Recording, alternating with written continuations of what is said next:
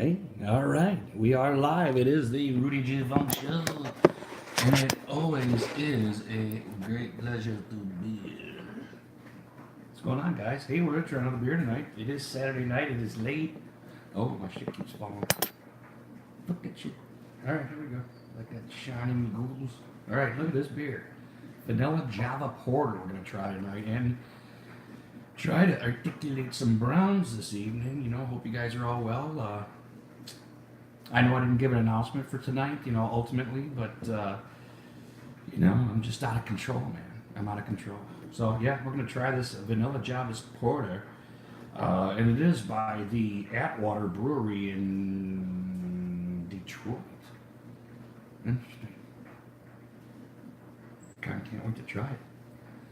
Let's see what it says on the yellow label. English style porter brewed with vanilla and coffee beans. It's a 5% porter, which is really around my. Nathaniel! How are you, my friend? Are you having a nice evening, buddy? Enjoying yourself, laddie.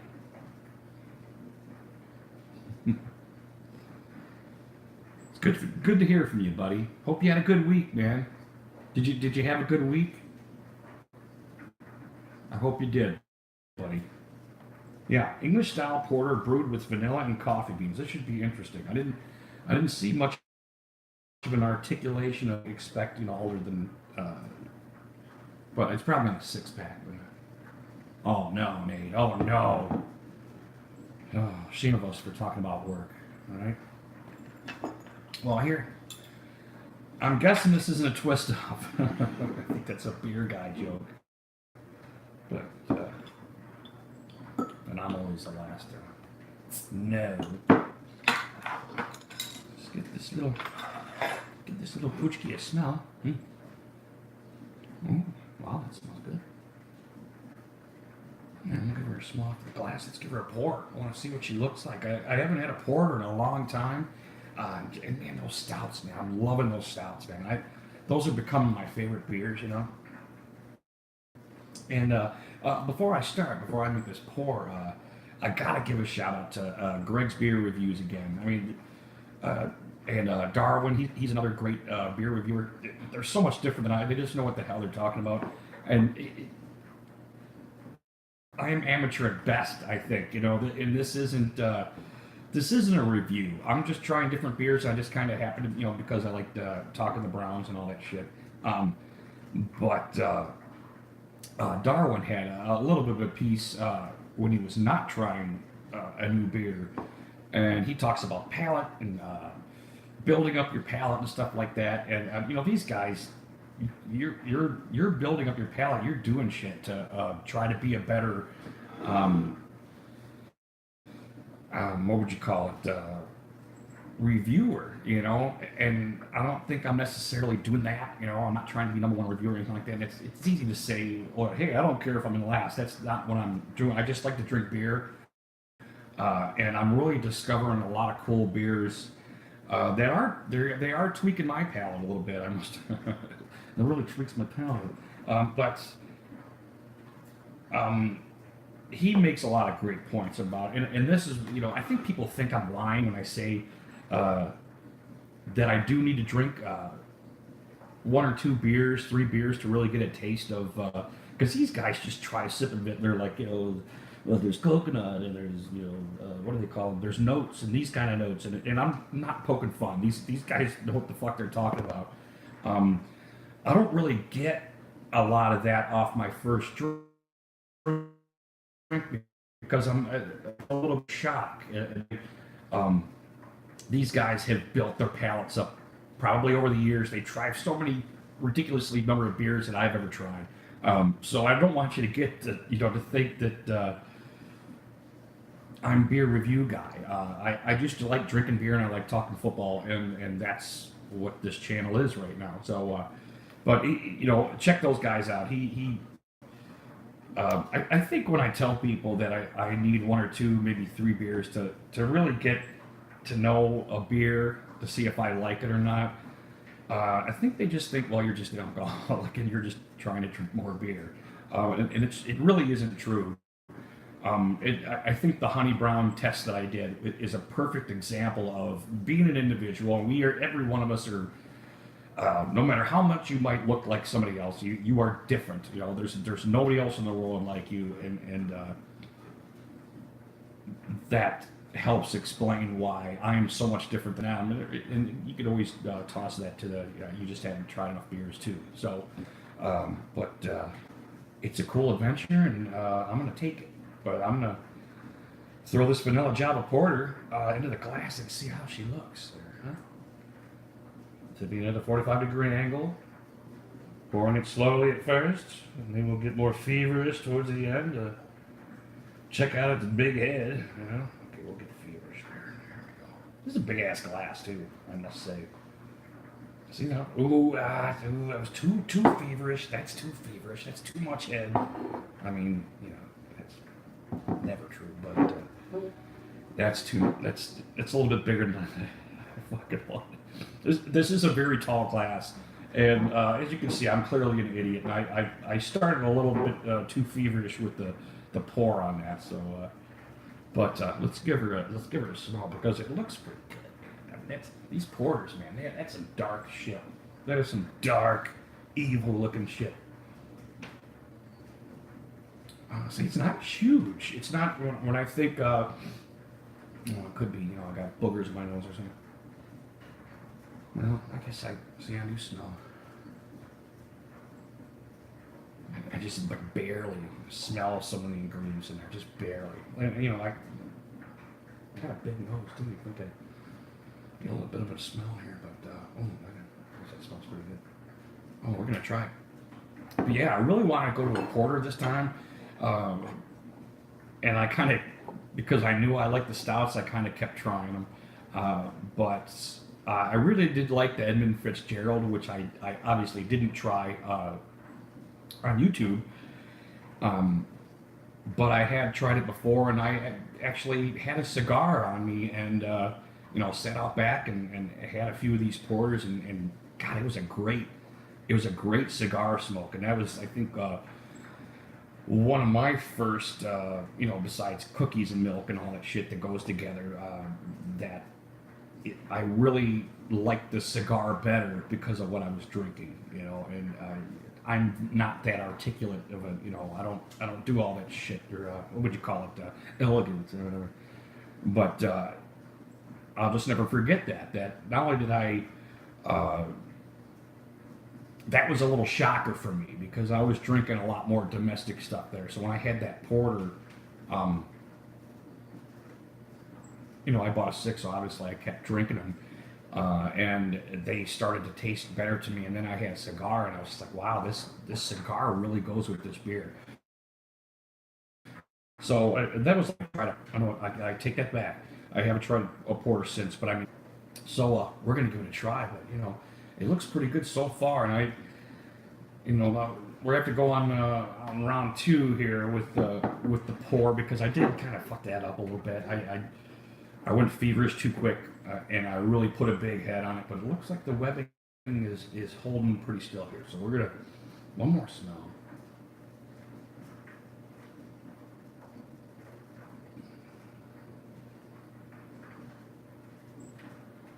Yeah, I do taste the vanilla a little bit heavier. Right, well, see, as soon as it's gone, as soon as the most of the taste was gone, I taste the coffee now, which is kind of weird. Vanilla coffee, which is that's what the fucking label says. I guess I got it right, But so that's kind of interesting. As I took my drink and I finished it, I guess maybe it just opens your palate up a little bit, and maybe that's what I'm just experiencing as I'm trying these beers. But now, after I tasted it, now I can smell it a lot better in the glass, which I guess makes sense, and I'm just an idiot. Interesting. There I go, making my glass fart again. Anyway. So yeah, I'm gonna keep this on hold because this is interesting and it looks like it's holding, it's webbing really good. I think I like it so far, But like I said, I want to get to like two or three, and I'm sure my palate will open up even more, as I think that's uh, just me. I can't totally tell if I like a beer yet.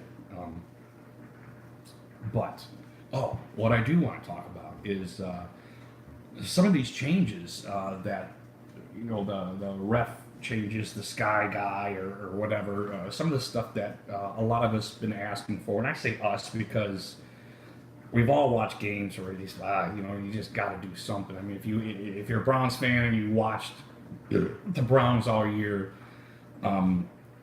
that was pretty present in just about every game we played. From false starts not getting called, delay of games. I think there might have been one or two of those where, and then came the explanation that, well, they don't always watch the clock. There's not like an assigned clock watcher guy or whatever. But I have to admit, every time I hear these changes, I just kind of get a weird feeling. I just don't want the NFL, and none of us do. So it's kind of almost a silly topic that I'm actually starting with, but I think I don't think I want too many more changes coming. Um, and let me tell you two people that I think this defense and offense, the cornerback receiver relationship. And I want to talk about two guys. One of our guys is a Browns guy. One of the guys, and one of the guys is a guy from Texas. So I do want to talk about DZ Ward and Hopkins. From Texas, on either side of the ball, and I really want to hear what you guys think about these two guys. Mm. It's not so bad. It's not bad. So far, I do like the stouts better, but this has got some interesting taste. The vanilla and the Java so far goes together pretty good. It's tasting pretty good tonight. But first, I want to talk about DZ Ward and how these changes might affect him, which kind of sucks because if you watched my Denzel Ward videos, and I'm not the only one that probably pointed this out, but one of the things he's really good at is he's really good at this infighting that goes downfield and gets away with it. And not that he hides it, he just makes it look so natural that both of you are doing. He kind of lures this receiver into fighting with him, which I think is very smart, and it's a natural thing. I don't think you can even really teach that. One of those unteachable things. And I would hate to see him curved, as talented as he is, or what would you call it? Impotent. With his style of play. If they're looking back, if they're reviewing this again, they're going to see this infighting, and they're probably going to call shit on him. And I don't know about you guys. I mean, some of the guys that aren't Browns fans, obviously, you might be, well, that's not playing the game right or whatever. But if I'm not mistaken, a lot of guys do like this, that their corners and safeties might be doing this type of thing, or linebackers for that matter.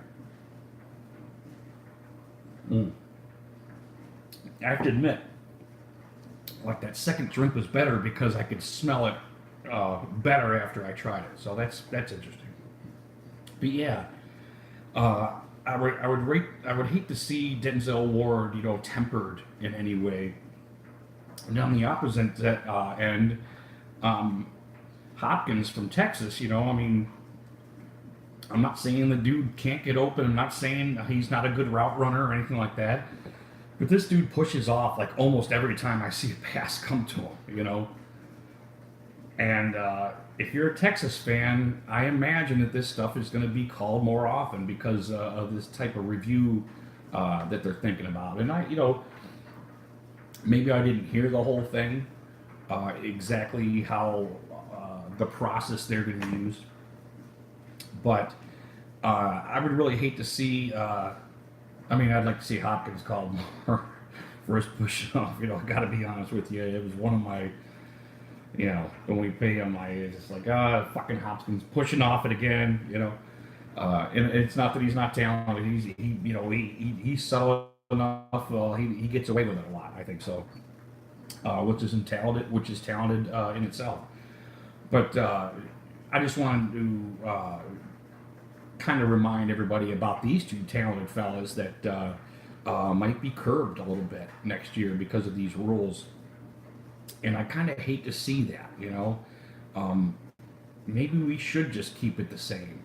And I'm not scared or anything like that, but I think a lot of us do feel we want to keep football as close to football as possible and not do anything to hinder that, you know.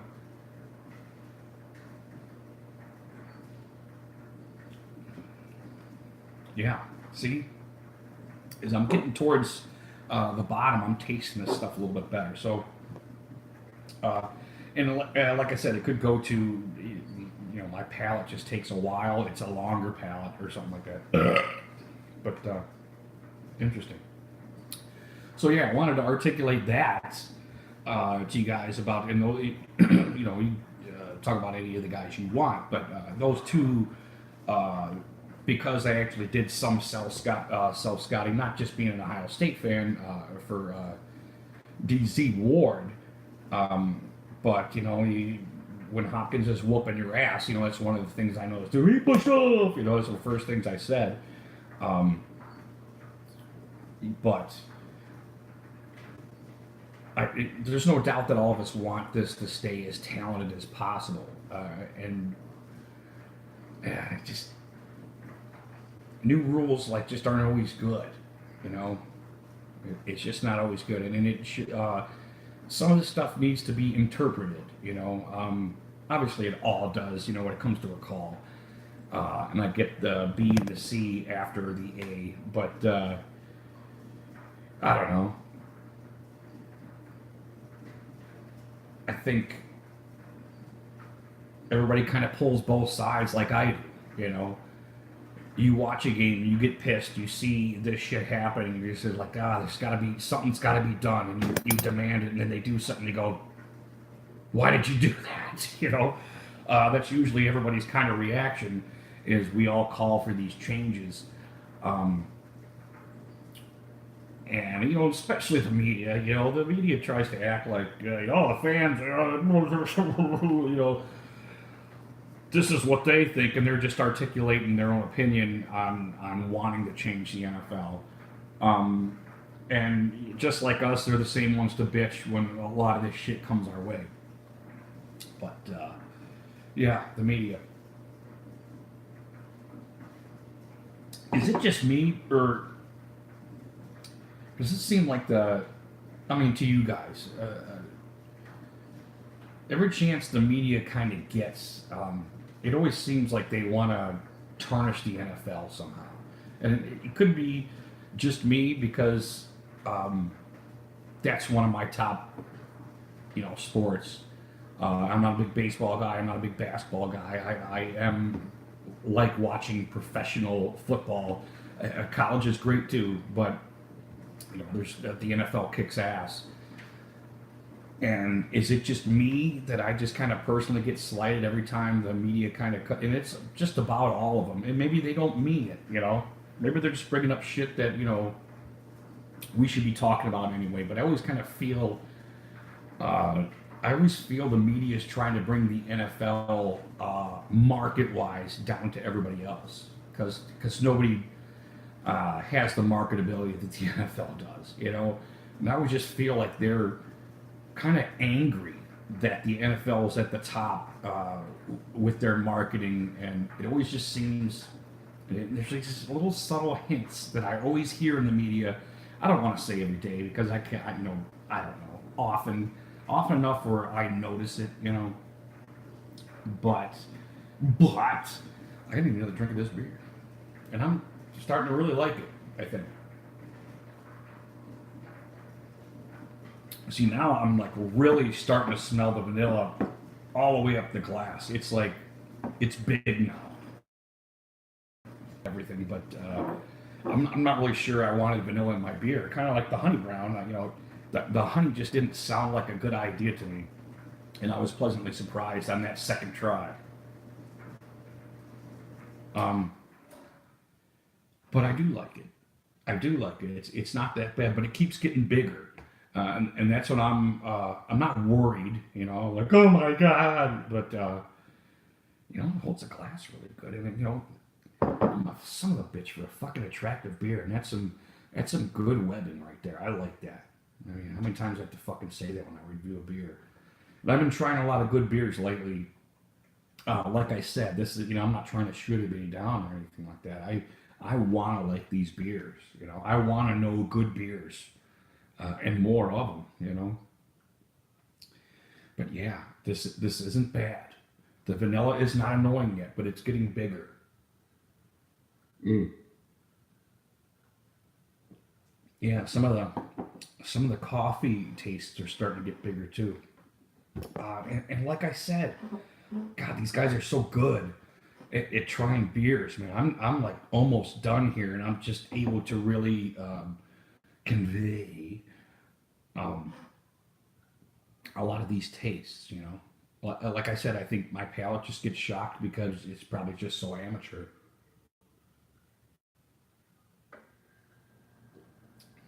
I got a little spoiled with that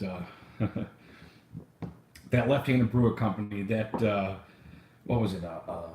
Oh, the milk stout nitro. That webbing in the glass and the way it finished, and you see all those ingredients in that head and in that webbing was really impressive. So I kind of almost feel sorry for this vanilla porter that it's kind of coming after that because I really did like that. That was a really great beer. I think I almost like. I'm not gonna say it. I'm not gonna say it. But this is pretty good, and I'm about to finish this and grab another one. So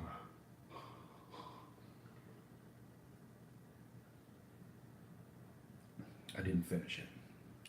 Here it comes.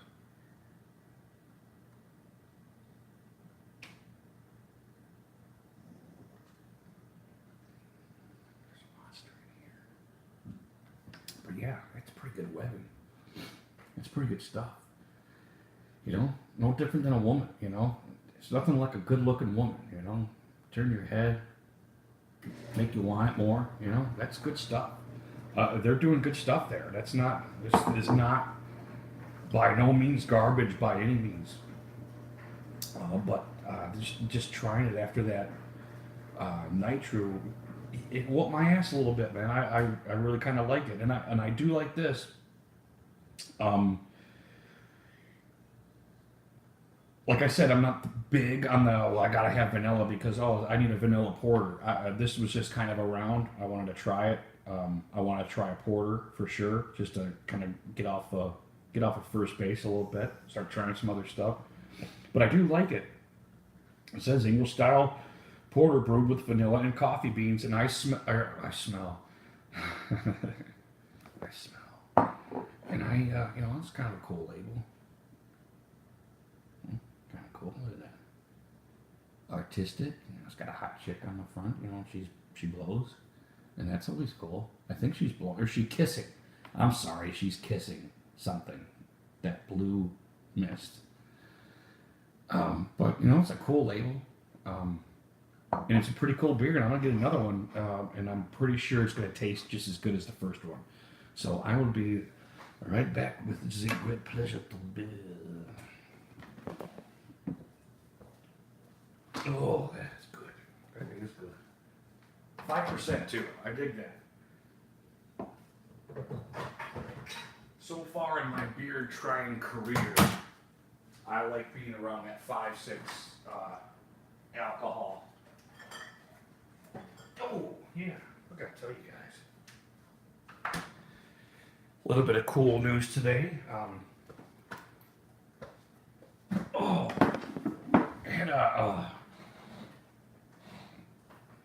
I had one of my son's buddies, one of his wrestling buddies.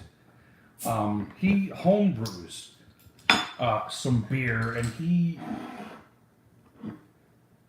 he and I talked today, and he wants me to try one of his beers on this show. And what a great pleasure it would be to try his beer on this show. Which is funny because, I'm such an idiot, Oh, see, I was a little late. See, this time I was late. It's not the beer, though. No, that's a good head. Look at that. Pretty good head, and I was late on the turning it up on the end of the pour there. Yeah, I'm liking it.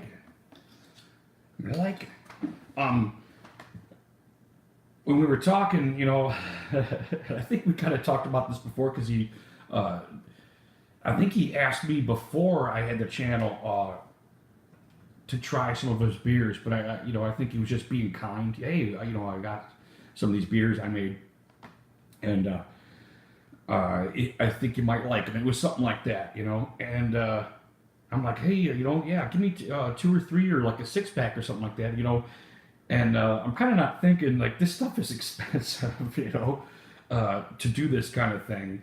This beer is expensive to make, and it's expensive to buy, and I kind of see his face, that I'm just not getting it, I'm like, sure, yeah, give me 2 or 3 or 4, I'd rather just have a 6-pack, and I'm forgetting that he's gonna give them to me, and I'm just like, finally I realized, you know what? Why don't I just tell him to buy them off him?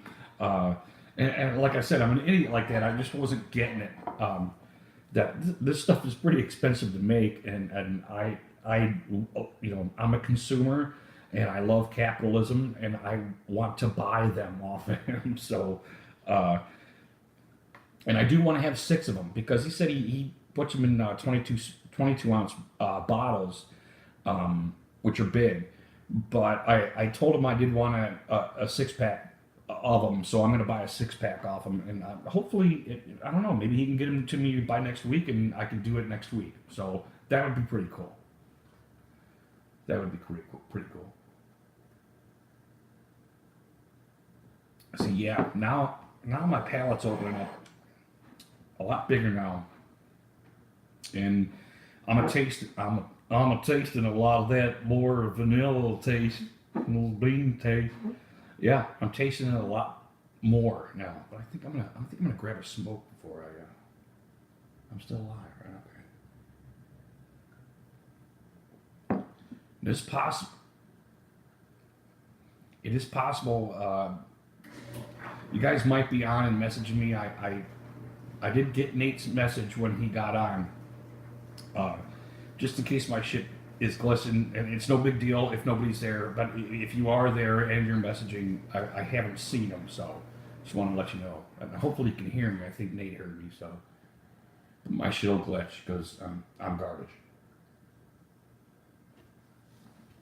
Yeah, I'm gonna step over here and grab a little smoke because I still want to talk more about that ref shit, I think. Or do I? I don't know. Don't mind talking about some DZ war, I know that. It is late though, It's late. It's actually fucking snowing here. It's actually fucking snowing here. It was like fucking 60 degrees yesterday. Now it's snowing. Right, hear that. I wonder if you guys can hear. Can you hear the breeze from the lake?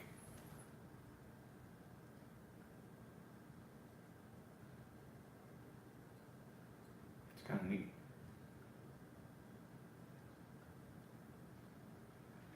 Lake Erie. That's why they call it Lake Erie. Oh yeah.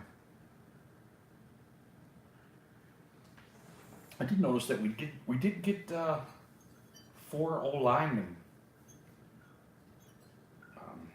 all together. I didn't know it was 4. I thought it was 2. Evidently, we got 4 guys. Which is not a huge talk piece for me because I don't necessarily, I don't normally scout linemen unless we have them already. And now that we have them, I would like to take a look at them, but I think Corbett was the first lineman I actually scouted and tried to see if he was good or not. And I did think he was good. He was good in college. He might have been the most talented guy in Nevada. You know, I could be wrong. Just a matter of, well, I don't want to say it's a matter of opinion. You either are or you aren't, right? Very possible that I'm wrong, but watching the games, I thought Corbett was a little brick shithouse, and he was pushing people on the ground and shit like that. So hopefully you can hear me, despite me smoking. I think I left something here.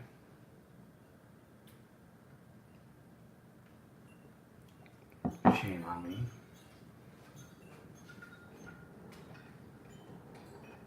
Like I said, if you're there and you're actually coming, I can't see him, and I thought I solved that problem. If nobody's there, that's fine too, because I'm just, you know, flapping my big ass lips. Like my good friend Eddie Murphy would say.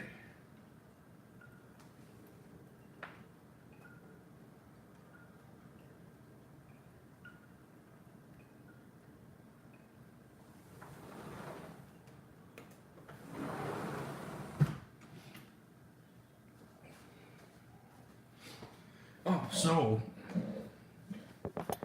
I, just like any other Browns fan, am totally excited. I'm excited every year. You know, I do think this year is going to be different. Especially, you know, that is a big difference to win one game in 2 years and win 7. I get the analytical side of it, but you know, we couldn't beat the big boys. That was obvious. They pulled away from us. Kansas City pulled away from us real quick, and then Pittsburgh, you know, pulled away from us, which is very disappointing. Especially when we are hearing things like, you know, I don't know, Super Bowl. You know, that's the biggest, obviously, that we've heard. But these guys been winning, you know. It's hard to beat winners, you know. It really is. It's hard to become a winner. You know, we're not winners yet. I mean, can you classify the Browns as winners yet? Even though we won 7 games. Yeah, I'm still scarred by that. Ravens game, man. I don't know about you guys, and I did articulate that. I conveyed it during our live stream. That it just sits in the back of my head, you know, knowing exactly what they're going to do and not being able to stop them. That's what good teams do, you know. That's what good players do, and you know exactly what they're going to do, and they still succeed. And it's not that I'm scared of the Ravens or anything like that. We've always kind of gave them good games, you know. It's just kind of been like that with the Ravens. Pittsburgh kind of does what they do. We do this close thing at the beginning of the year. You know, this has been a couple of years now. We give them a good game, and then, well, both years we had Hugh. So there's always that. The waters are always muddy with the Browns. I don't know how many fucking times I have to say that. There's always an excuse. There's always a this. There's always a that. The waters are always muddy. You can never see clearly. And this is what's kind of neat that's happened with the Browns coming up this year is the water's really starting to clear up, I think, with us. Despite Freddie Kitchens being a new head coach and head coaching for the first time, it does seem pretty clear to me what Freddie is about, despite not saying much, which is interesting to me, I think.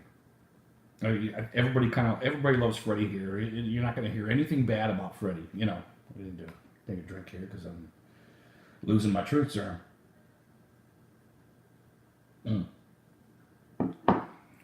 It is getting better. And I am tasting more coffee and vanilla flavor. And it's holding that webbing, and I dig that, man. It's a quality beer. Just drink a Guinness, you know, you'll know. You know it's a quality beer. You know it's going to hug the glass, and you know it's attractive. It pulls you towards it somehow. Anyway, back on the Browns and Freddie Kitchens. I can't say it enough, and I'm going to say it in probably every one of my streams because I can't forget Baldy's Corner on YouTube. Go ahead and check it out. Go ahead and check it out. I'm having dog moan issues over here. Knock it off. Anyway, Baldy's Corner.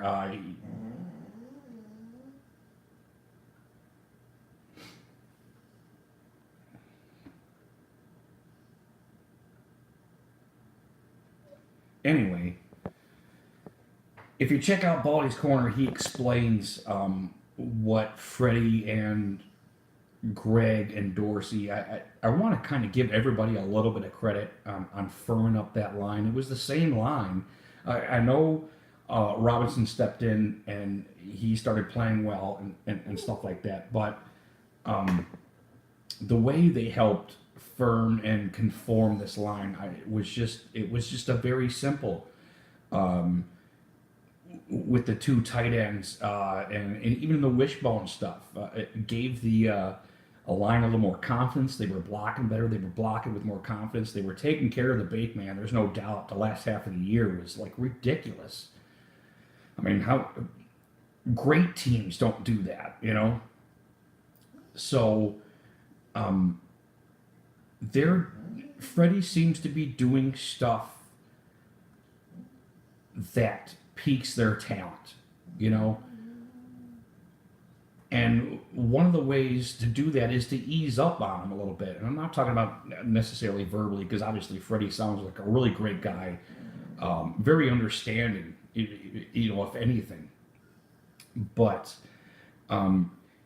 he makes everybody more comfortable, which sounds like a bad thing. But there was no doubt in my mind, especially after watching that Baldy's Corner, about how Kitchens supported the line with the tight ends. We're being attacked by basset hounds. If you hear that noise, it's a creepy basset hound over there. Anyway, and I can't say that enough. Watching that little skit, he does those skits about why teams do good stuff, and if I remember correctly, in '07, Baldy was right there calling some of our games that we were going to win some of these games, and he would articulate what Derek Anderson was doing well and what he was doing good, and he called some of these games that we were going to win, which everybody was shocked, you know, because we had a winning season that year. So obviously Baldy's is a football fan, but you know I think he's a Browns fan, you know. And it's nice to hear him talk well of us. So if you get a chance, check out that Baldy's Corner, the Freddie Kitchens line setup. And it's never been done before or anything like that. But, you know, it's he took Hugh's team and solidified it somehow, you know. We're beating these 500 teams, which, you know, in my opinion, we should have been doing for 2 years. But with just fundamental football and, you know, I don't want to get into that and keep talking for hours, you know, about that, because start talking about Hugh and like we go back to Muddy Waters, and I don't want to talk about Muddy Waters anymore, you know.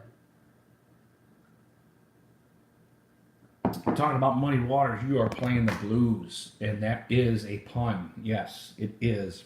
And this beer is not bad. I'm about halfway through my second one, and it is tasting better. The Vanilla is not annoying. It is a little dominant, but I do taste the coffee too. I imagine I'm gonna, like I said before, I'm gonna like a lot of these beers that I'm trying, and that's what I want to do. I want to like these beers. I want to have more beers to drink that are like really cool.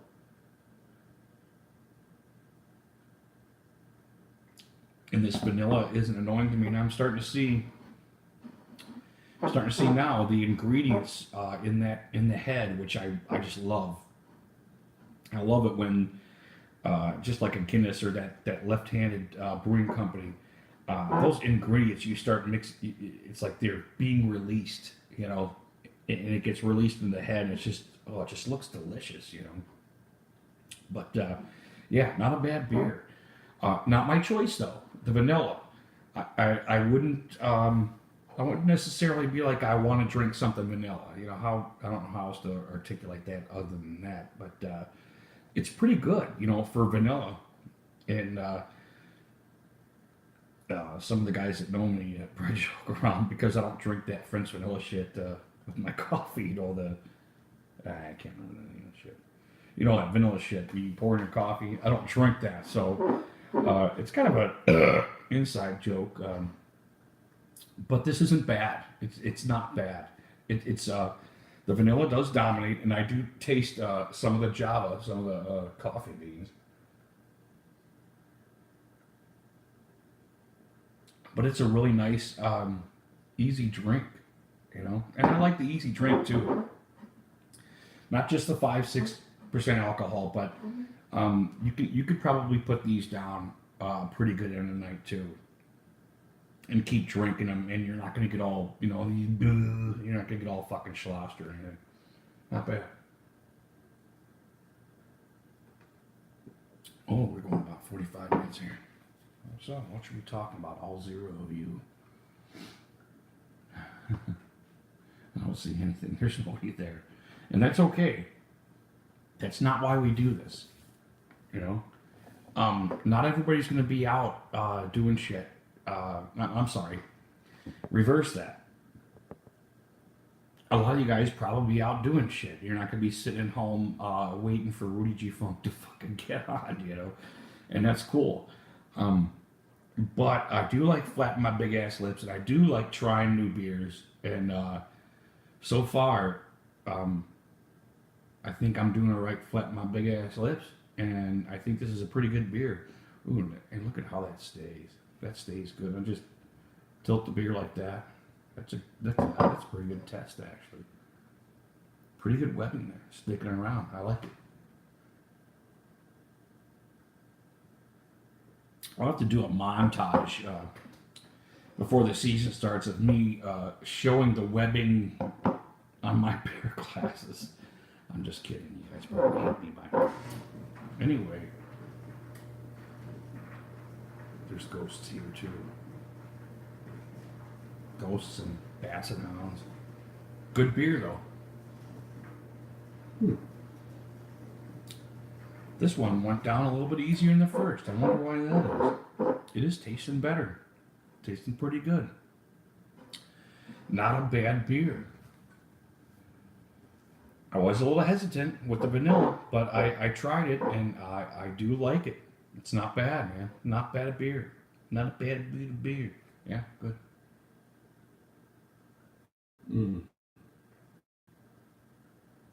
Oh, yeah. Kitchens, how's next year gonna look? I think I was actually trying to get into that, and I get subtracted or categorized. I went off on fronting the line, but I did want to talk about these expectations. Me and who was it, King and Big Simple were talking about it on their channel. Me and King were doing a little back and forth on. And that's what I kind of wanted to do with him was talk about as an outsider, as a Ravens fan, you know, him hearing a lot of this shit, a lot of this not shit, but a lot of this hype coming out of Cleveland. You know, the whole NFL is picking up on it and running with it. But he says the same thing that probably at least half of us Browns fans are thinking. We haven't won a game yet. You got to go out there and you got to show your stuff, you know. I do think that's going to happen, but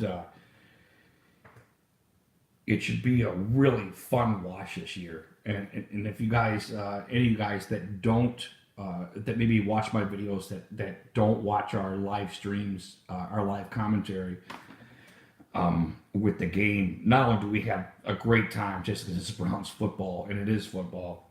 And once again, I thank the NFL and the Browns for giving us the opportunity to do this and network and watch the games together, drink some beer, talk about each other's moms, that whole thing. But if you haven't, chime into our live streams. Are They're pretty fun. And I mean they're pretty fun because of your guys' interaction and us watching it together. And usually by halftime, I'm complaining about the guys that can't watch the game that are tapping into the live stream to know the score and shit because a lot of times I start flattening my big ass lips and I quit commentating and, get off the beaten path, as they say. Mm-hmm. But yeah, I don't know what to say. I guess once again, Regi Funk holding fucking neutral.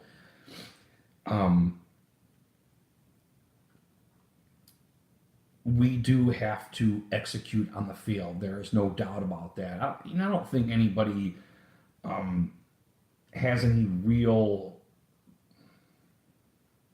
We got a lot of good guys now. I don't know how else to say that. There's a lot of talent on this fucking team now, and not that there wasn't talent before. I never really bought that, but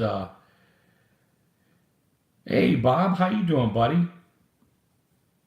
San Francisco, how you doing, bud? Hanging in there? Oh, okay. So you guys can hear me. There's somebody there. Um, are you from California, Bob? If you don't mind me asking. Hmm. Wow. Oh, okay, good, Bob. How's California now? Because it's snowing here in Cleveland. Oh, cool, cool. Um, wow, you're probably thinking Nick Bosa, huh? Is that what you're thinking? I don't know if you, and I think I did say this on my last cat. Oh, get on. Right. Nice. Um, I don't know if you checked out any of his production numbers, man. They're not really looking too good. And I had the pleasure, as a Ohio State fan, I had the pleasure of watching him play, and there's no doubt that he's a factor on the field. But his production is showing maybe that we're not seeing the whole picture here. There's kind of a red flag in his production, and if you want to know exactly what I'm talking about, Common Man Football does analytical studies on a lot of players, and he does a Nick Bosa, man, and it doesn't really look too good. And what you know how things happen to you. You hear something else, and it's like a series of things, and then you kind of go like, wait a minute, when you hear about somebody. Now, Vach Lombardi, he's a Dallas guy, but he does a lot of fundamental scouting on a lot of players, and he's got a live show too. Really great fundamentals guy. I'm pretty sure he played college or maybe played even NFL. I never had a chance to stick around long enough to ask him and tell me where he had played. But he said something weird a week or two ago, and I think I articulated on a different show of mine. But he was talking some of these first round guys are starting to scare him fundamentally, and that he's starting to like some of these second and third round guys better. Not that they're better than the first round guys, but that there's the disparity between the first, second, and third round is kind of tightening. So I heard him say that, and then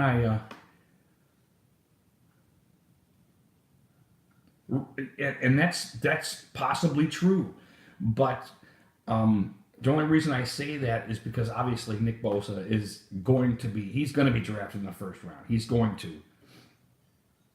I don't know about it one though. I don't know. I know everybody uses analytics, and maybe sometimes teams actually feel market pressure to get some of these guys because they don't want to be thought of as stupid for not drafting Nick Bosa. Think about that.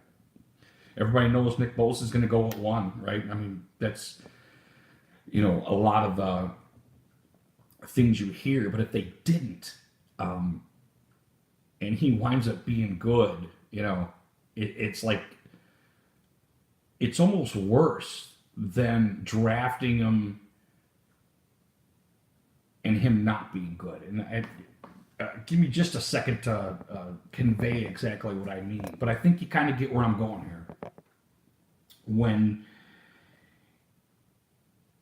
everybody knows that you should do something, you get kind of a pass. You get kind of a pass if you thought you did the right thing, and it didn't work out. The Browns don't, but they never really get a pass. And I'm not talking about the national media necessarily. I'm talking about our media in particular. They'll pounce. They'll pounce quick when they think Saucy Brown makes a mistake. Dorsey's got some capital, though. It's going to take a while before anybody's going to be critical of John Dorsey. That is for sure.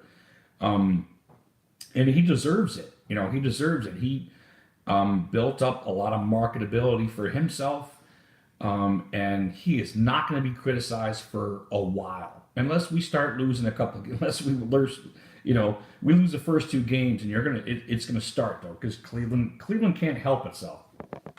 Anyway, you wanted to talk about San Francisco though, and not that I know every team, but the Nick Bosa thing kind of scares me, and it's easy to scare me because I don't have the number 1 pick. Does that make sense? Like. Did I say that right? I don't think I said that right. You know what? Let me get another beer, and my truth serum, and I'll articulate that a little bit better. Give me just a second there, guys. This is the Red Pleasant beer.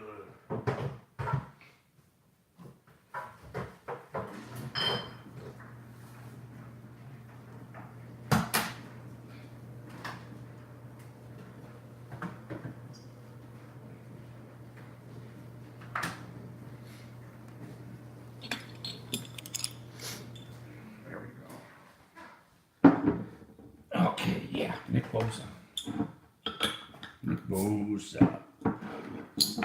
Now, maybe back on the... Oh, shit, I just missed that, bro. I'm sorry. I just missed that. And that's going to happen to me. I'm using my phone here, so your message comes up and then it goes away after a few seconds, and I apologize for that. I don't have a cool setup like a lot of these other guys, so... There we go, in the last bar. Yeah, Nick Bosa. One of the things that Common Man Football, he's got gauges. He's got like these bar charts. And if you're a Pro Bowler, you hit a certain numerical value, and let's just say I'm pretty sure it's like 0 to 100. And these aren't fake numbers. These are real production numbers. He doesn't just like somebody so he gives them good numbers. These are their numbers. And Nick Bosa didn't hit any Pro Bowl numbers at all. As a matter of fact, by the end of his, and I might get punched right through the microphone when you hear this. Numerically, his numbers were like Markevious Mingo's numbers, man. Which, if you know who Markevious Mingo is, he's the kind of guy that you draft and you get somebody fired because of it, So that scares me. When I saw that, and that was his nearest, he'll take like out of almost everybody in the last 10 years or something like that, and numerically try to put them as close to somebody else, you know. And Markevius Mingo was the closest guy to him numerically. Now, if you're a fundamental guy and you think numbers are garbage, there's plenty of examples or anomalies, you know, to point out. But there's no doubt in my mind that if you're good, you're going to have good numbers, and you've experienced productive play, kind of just like Jonathan Allen, you know. Yes, I would say that. Yeah, Joey Bosa. Joey Bosa was a little bit funner watch, I think. Um, yeah, in the NFL, he's just good too, man. And what I was really impressed with is him losing the weight and becoming faster. That I thought was very interesting. With Joey Bosa, I mean, oh, that's good beer.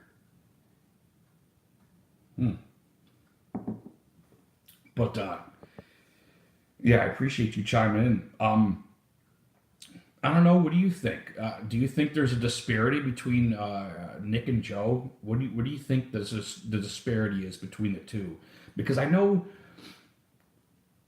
you want the best guy. You know, there's no doubt that you don't want the best guy. I just don't know who it is. You know, another one that was kind of the Metcalf. You know, the receiver. He takes his shirt off at the combine, and all of a sudden he's got all this marketability. And I see his numbers, and they're just not that great. You know, he wasn't as productive as his shirt off scene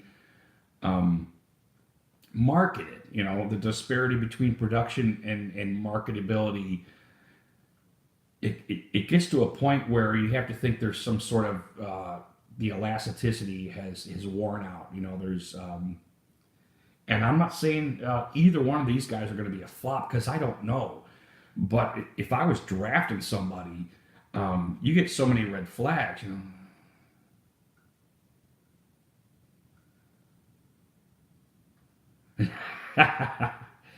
know. Quit.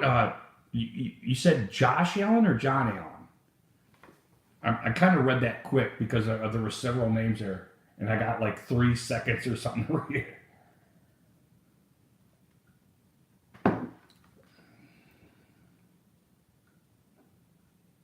Josh Allen.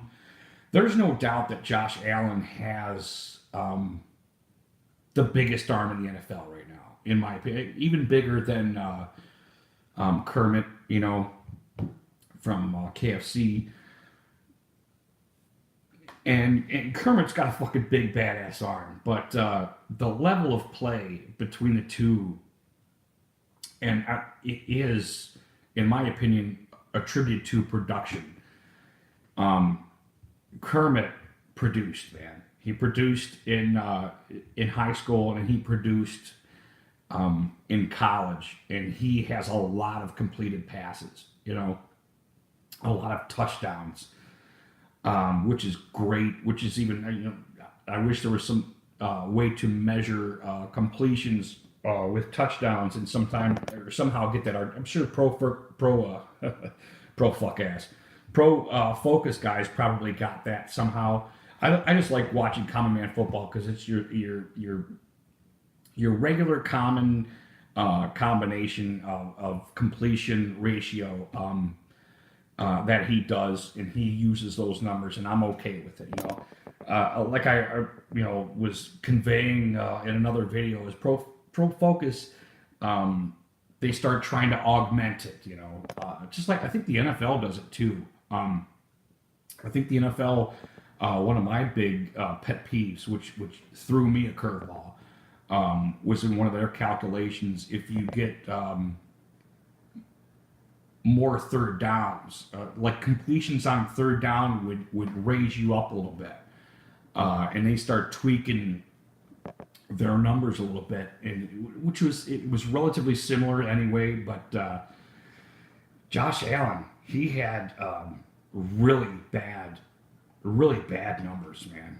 I mean, he threw a lot of balls incomplete, and that's bad experience. And I know one thing that I believe now, at this age, is practice does not make perfect. And I said this in another one of my videos, and I think somebody smarter than me might have told me this, and I remembered it.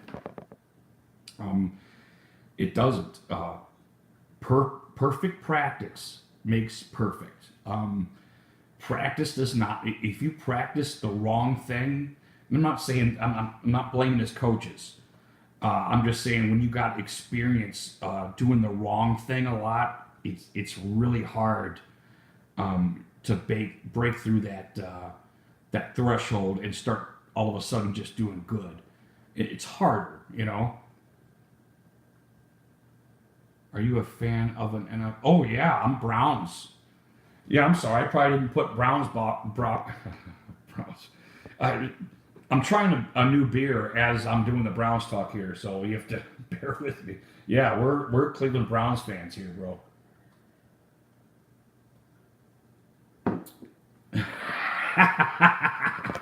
That's good.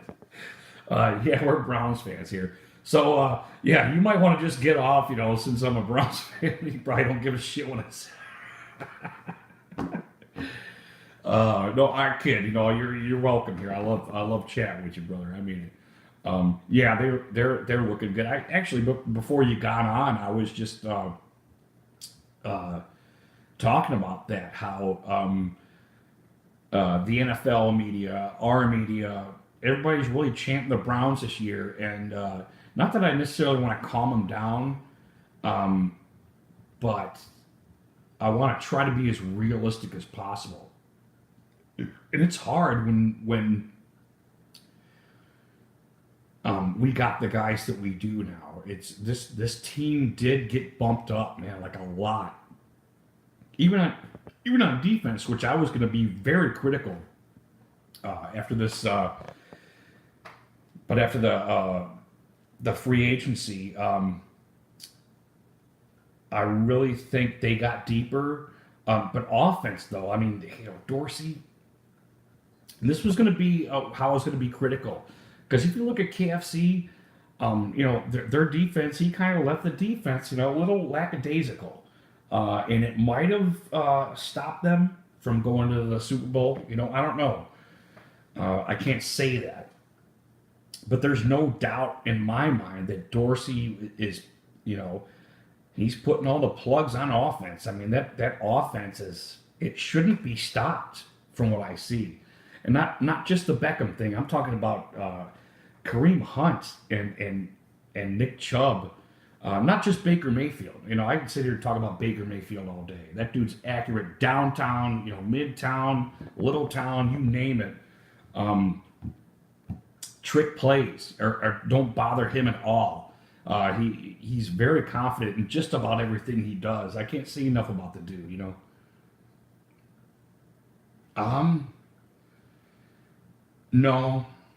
No, I don't. I don't think he's a cancer, but it is very possible that he's going to miss Pittsburgh. And I think, I don't know what's said in the locker room. I don't know what ills ultimately either one of them have, Bell and him. I think they're going to miss Pittsburgh in a numbers way. In a wins way. Let me say it that way. I want to beat Pittsburgh. There's no doubt about that. But I don't think Pittsburgh is done. I'm not on board with everybody else that now Pittsburgh and Ravens and yeah, right. And I dig that though. But I can't say this enough either. Is I want a strong conference. I like us being strong. I want this conference to dominate too. I want every time beat the Ravens or the Steelers to like, I don't want to be garbage. I don't want to do what we did to Cincinnati, let's say.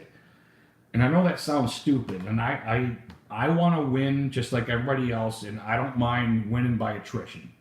But I think the strength of this conference could mean a lot to our success. And I know that sounds a little stupid, but I want to beat a strong Steelers. We play them twice a year. I want the Ravens to be strong, and I want to beat a strong Ravens team. Cincinnati, I don't think they're going to be as bad as what everybody says. I mean, I think they put them in like a Browns category now. I don't think that's happening ultimately.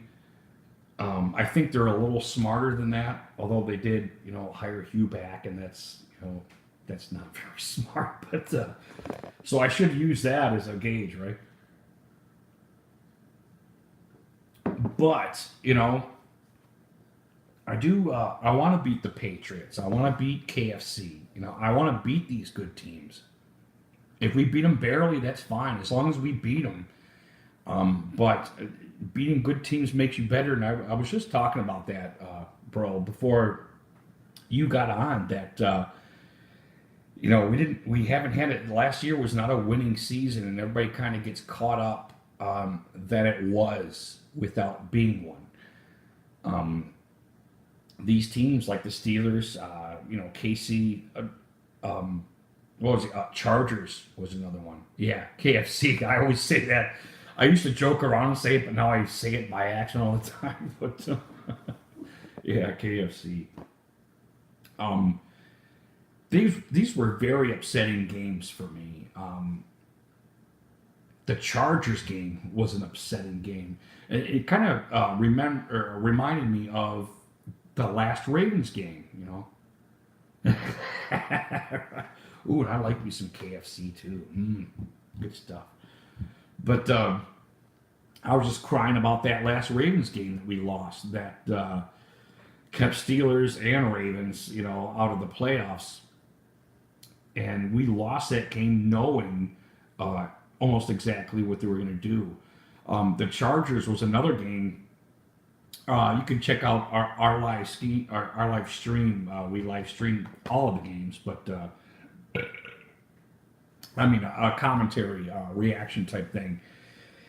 And just little old me doing a little homework, watching what the Chargers were doing this year. Doesn't take much to see how we needed to stop them. And, just like the Ravens, they come out there and they do their thing.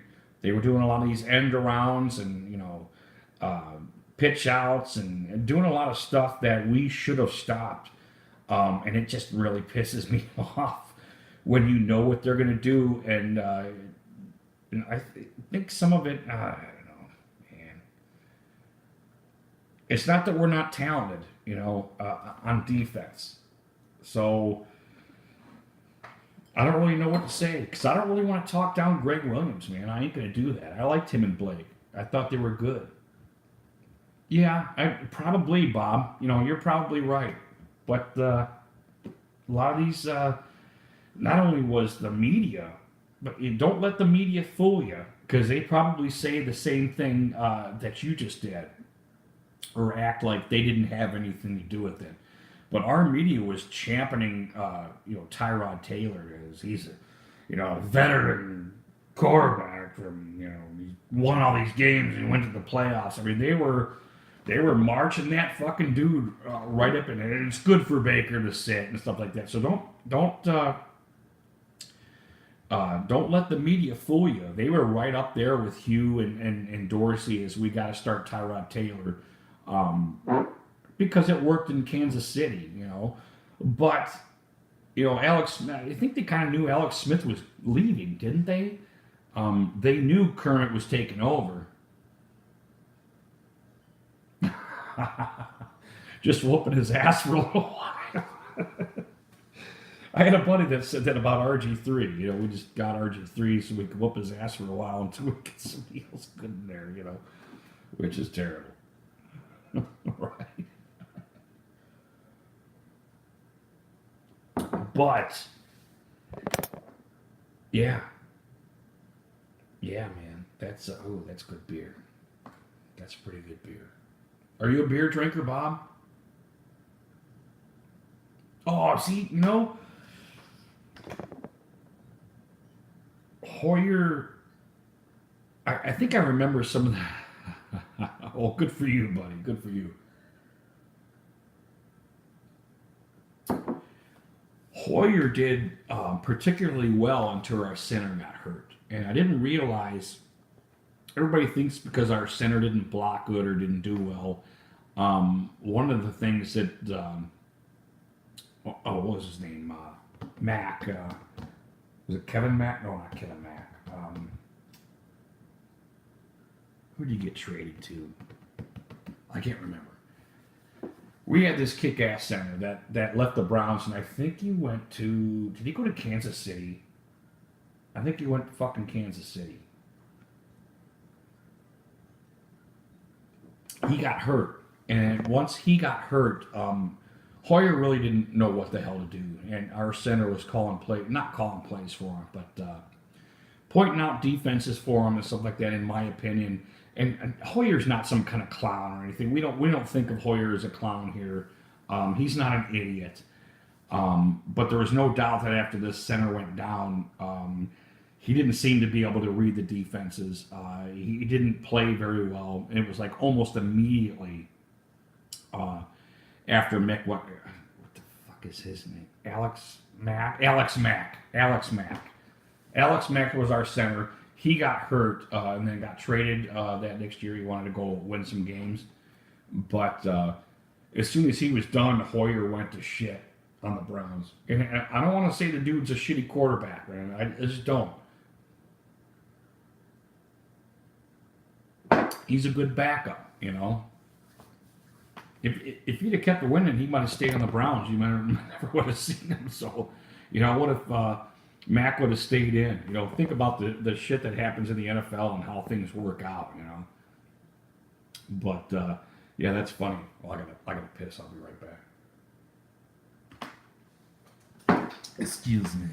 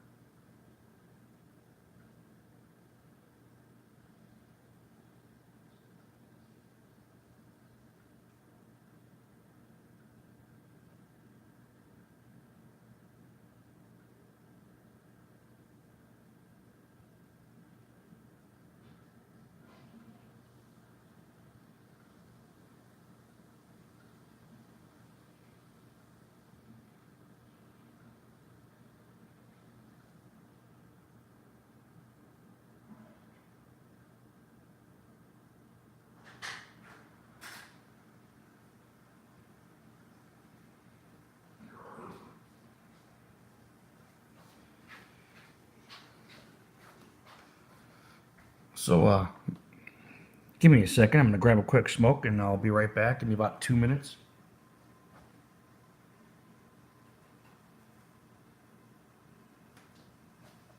I'm going to actually go on right next to me. Oh, I just knocked my shit down, didn't I?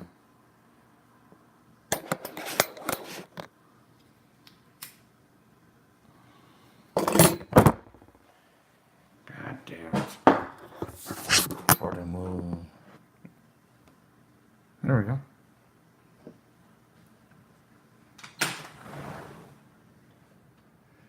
Yeah, I got snow here, buddy. Snow and it's coming at an angle. It's whooping. There's like this wind in front of it. And that sucks.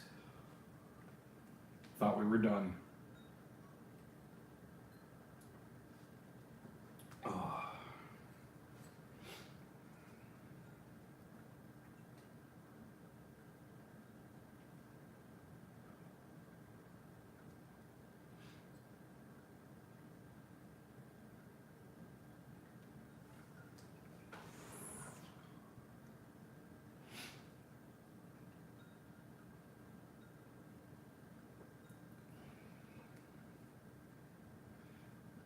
You know, it's weird. Um, if you're still there, I can't see because I'm not in front of the camera there. This is like the first draft that I can remember, where nobody's scouting all the, first round guys. They were for a little bit, but, it's kind of petering out now that we got the Beckham trade. But it's just kind of weird because I haven't been looking at too many guys, I just like saw the Metcalf, I saw the Bosa. There's a couple other guys that I watched. Not too much scouting done this year, though. Everybody kind of leaves it for Dorsey. He's the man now.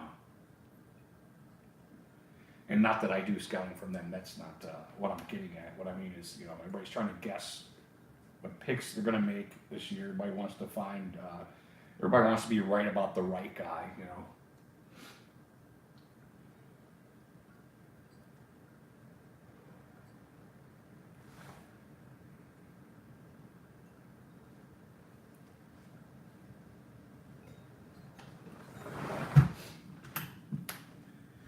But, back on the Nick Bosa thing, if he'll still there. Back on the Nick Bosa thing, I want that kid to be successful. We like quality guys coming out of Ohio State. I like watching Ohio State. I want them to be a great team, and I want their team to be drafted to the NFL, and I want them to all be great, unless they're playing the Browns, then I don't want Nick Bosa to be so great, But I do like that, I want Nick to be good, and it's too bad, you got injuries and stuff like that, but, even despite the injuries, his numbers were concentrated to reflect that. And he wasn't that productive, which is scary, because that's a lot of capital, not just social marketing, but I mean, you're gonna be upset. That might be another year. You might be picking high up in the draft again, which if you're not the Browns, you don't want to be doing that. You got Garoppolo, and he seems like he's going to be a decent quarterback. Maybe injury prone, but that's it's funny because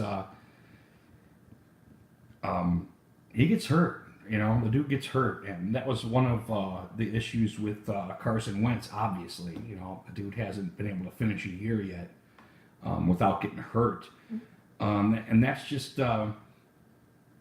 one of the things that these guys got to think about when they're drafting these guys. This dude's getting hurt a lot. Your team was hurt this year. Yeah. Right. A lot. Right. Last year. Oh, but that look how it. Luckily, the Eagles were a kick-ass team.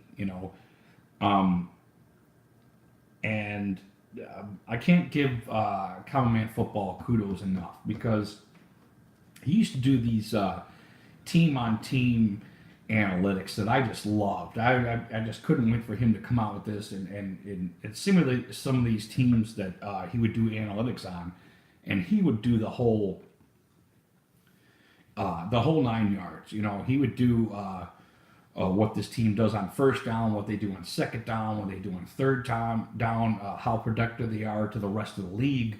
He would do this like the last half of the year, and he quit doing it because the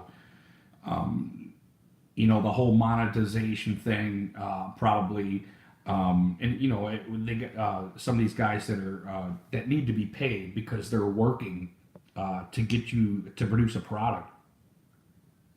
He kind of quit doing it. Anyway, my point is, for the Super Bowl, he had showed that the Eagles were more productive than the Patriots all year,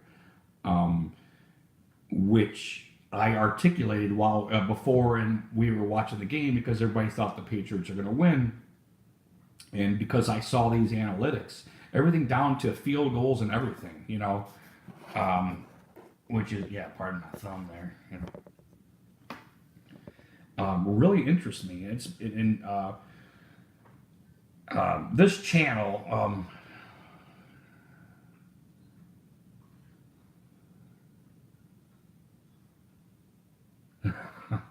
Right, right.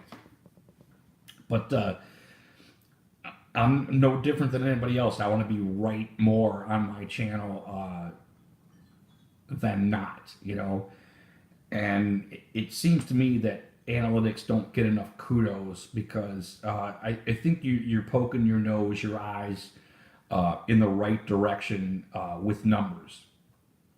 And it's, you know, and analytics guys articulate this as they're explaining it. It's not an end all be all, but it's a great place to start. You know, who's got the best numbers? Why do they have them? Then you go fundamentals. That's the way I always do it. If I see a dude that's got good numbers, I'm gonna start watching his shit. If he's got bad numbers, but I just happen to like, and Josh Allen is a perfect example of some of the stuff I went with. Because I saw some of his highlights and stuff, and I was like, "Wow, this dude's gonna be like an Aaron Rodgers or something like this when he gets into the league." And then I saw his numbers, man, and I was just like, "Oh my god, man, what the fuck you know?" I gotta rewatch this guy. I gotta rewatch this guy and see why his numbers are so bad. And they were better his last year. You know, he got them up a little bit. He stayed another year and got his numbers up. But he's going to struggle for a while. You know, he hasn't done the right thing enough, and that's kind of the point of this channel. And kind of it's almost like it is really like a Patriots thing. You know, they just do the right thing a lot, and they do it more than everybody most of the time. And besides cheating and all that shit, and I know a lot of you guys, a lot of us guys think the Patriots are just fucking cheaters, but they do the right thing a lot. So, I mean, look at that Seattle game. You know, tell me they didn't finish up doing the right thing, and Seattle did the wrong thing. You know, it's that's what I'm trying to do here in YouTube form. You know, just being I'm trying to achieve being right a lot, you know, and it's going to be a struggle because you know I'm going to say a lot of dumb shit and I'm going to be wrong a lot. And you know, the Nick Foles thing was one of the things I was wrong about. Odell Beckham, like I said, a cast or a week ago. Those were two things I was wrong about. You know, I bought the Nick Foles. This is the greatest team, the greatest fans. I don't want to be anywhere else. You know, 88 million. You know, yeah. You know, and he fucking goes off and he's gone. You know, and that's cool. You know, that's cool. I mean, not only just not my quarterback, but you know, I get it. You know, they paid him. They paid the fucking dude. They lured him, and that's cool. Odell Beckham was another thing. I didn't think we would exert the capital to get Beckham. And I still don't think, or I still think that Haslam had something to do with this somehow, you know?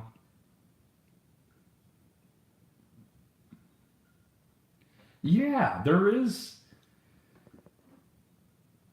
Obviously, he's not the highest paid quarterback in the league, and and he's shown he's the best. You know, I love to sit here and go back and forth about, you know, whether Joe Montana is or Michael Jordan is. I think Michael Jordan's a better quarterback than Tom Brady, but he's just the best. You know, he does. Oh, Jesus Christ! You can't even see my whole fucking. You can't see my five head. There it is. Blam. Yeah. Okay. I'm better now. I should have cut it off, huh? Look at those wrinkles. That's a lot of Browns games. Like, what? That's what that's from. Watching the Browns. You're kidding me. Anyway.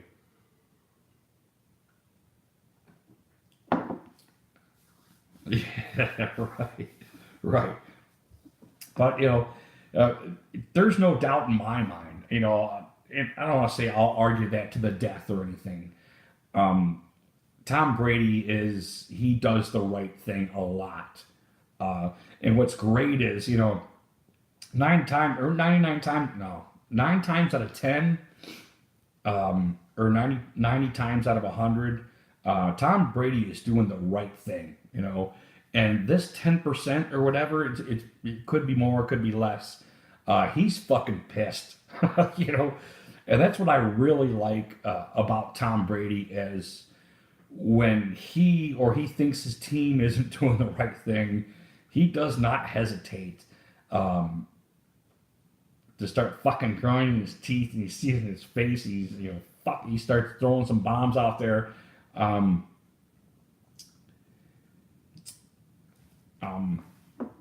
Yeah, I think he's number one. I have to, even Otto Graham, which I don't know, maybe I gotta rewatch, man. He was the first one to bring the bomb to the NFL, and that's historic, that's special. I get that. And that dude was fucking throwing bombs, man. And the NFL, or what was it at the time? I can't remember what it was called at the time. Was it the American Football League? What was that when there was championships? I can't remember because I'm an idiot. But, Otto Graham brought the bomb to football, and everybody was fucking bewildered, if I'm not mistaken, when this all started, it was a lot of, Army, Navy football, a lot of handoffs and short passes, and it's good fundamental football, don't get me wrong. But then the Browns get into the league, and they are fucking throwing bombs, and everybody's like fucking amazed, man. Hey, where's that dude going? Oh, he's gonna catch that fucking bomb he threw. It was like it was pretty awesome. So I gotta give kudos to Otto Graham.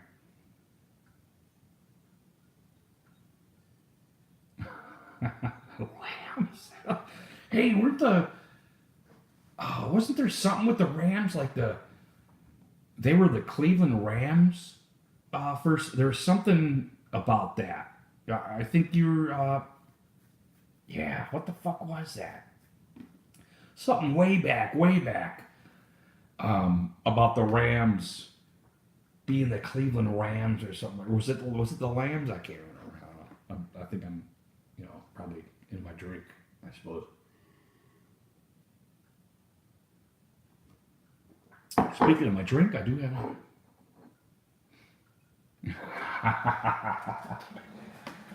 Raiders fans are you don't like Chucky, huh?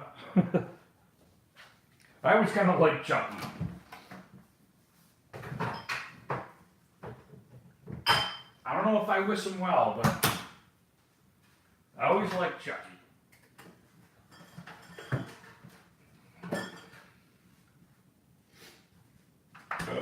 Holding wall. Oh, yeah, you hate them. I get it. Some teams you should hate, Some teams you should hate. And when Chucky went back to the Raiders, I can see where a lot of people fucking hate him. I don't know anybody that likes him besides me, to be honest with you. I don't know if it's just a respect thing with the Tampa Bay, what he did there. With what was it, Bradson Johnson? What was the quarterback's name with Tampa when they won the Super Bowl? And with Warren Sapp, their defense was so kick ass. I don't know. They had 9 or 10 pick six that year. I think 2 or 3 of them in the Super Bowl. I can't remember.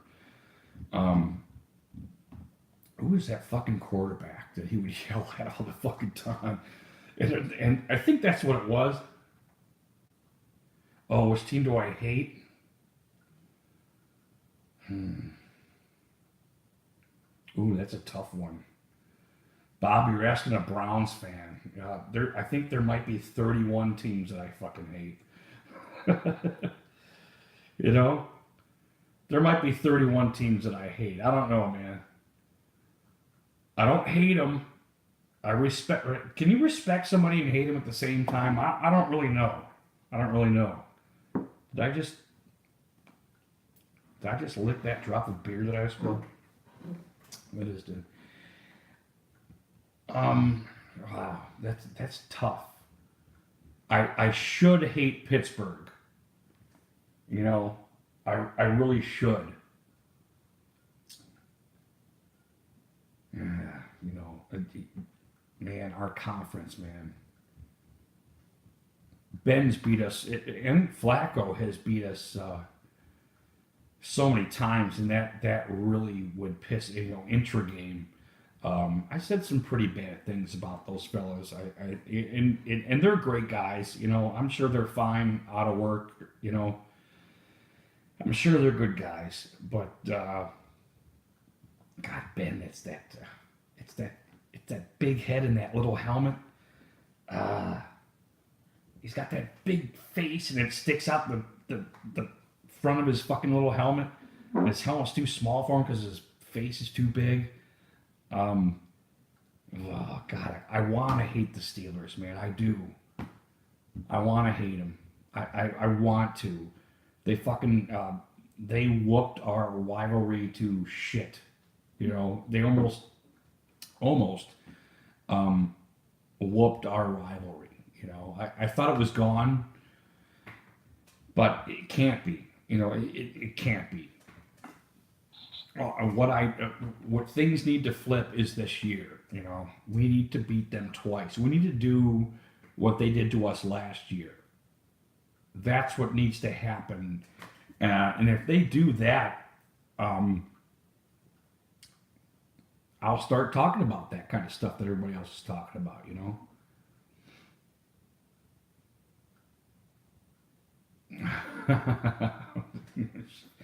I don't know, dude. The Steelers are still looking good to me. Steelers are still looking good to me. And the Ravens, you know. I'm not going to talk too wonderfully about Cincinnati because all I can say is I don't think they're going to be as bad as everybody says.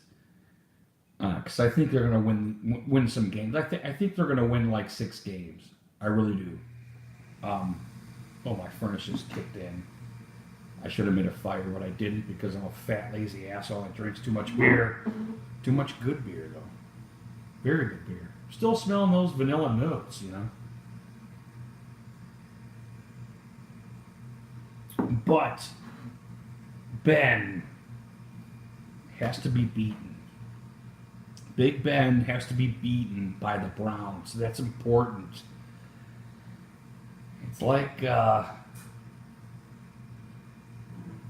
don't want to say it actually, you know what? I take that back. It is like Ohio State and Michigan. You know, Ohio State has been whooping the fuck out of Michigan for years. You know.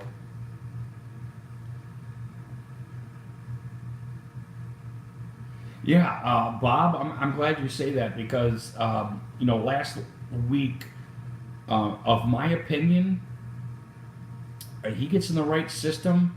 Lamar can throw. You know, arm strength isn't a problem. Consistency. That's he has like a half of a Deshaun Kaiser disease almost. But I didn't see it too much in college. He's got decent college numbers. I think the NFL is going to slow down for him this year a little bit, and he might pick it up quicker than I would have anticipated. He gets in a system, and he gets a rhythm, he gets some confidence. He's going to be making a lot more of these throws this year. And like I said before, I hate to agree with RG3, but I do believe that. He's going to start connecting with a lot of these passes this year, which is going to be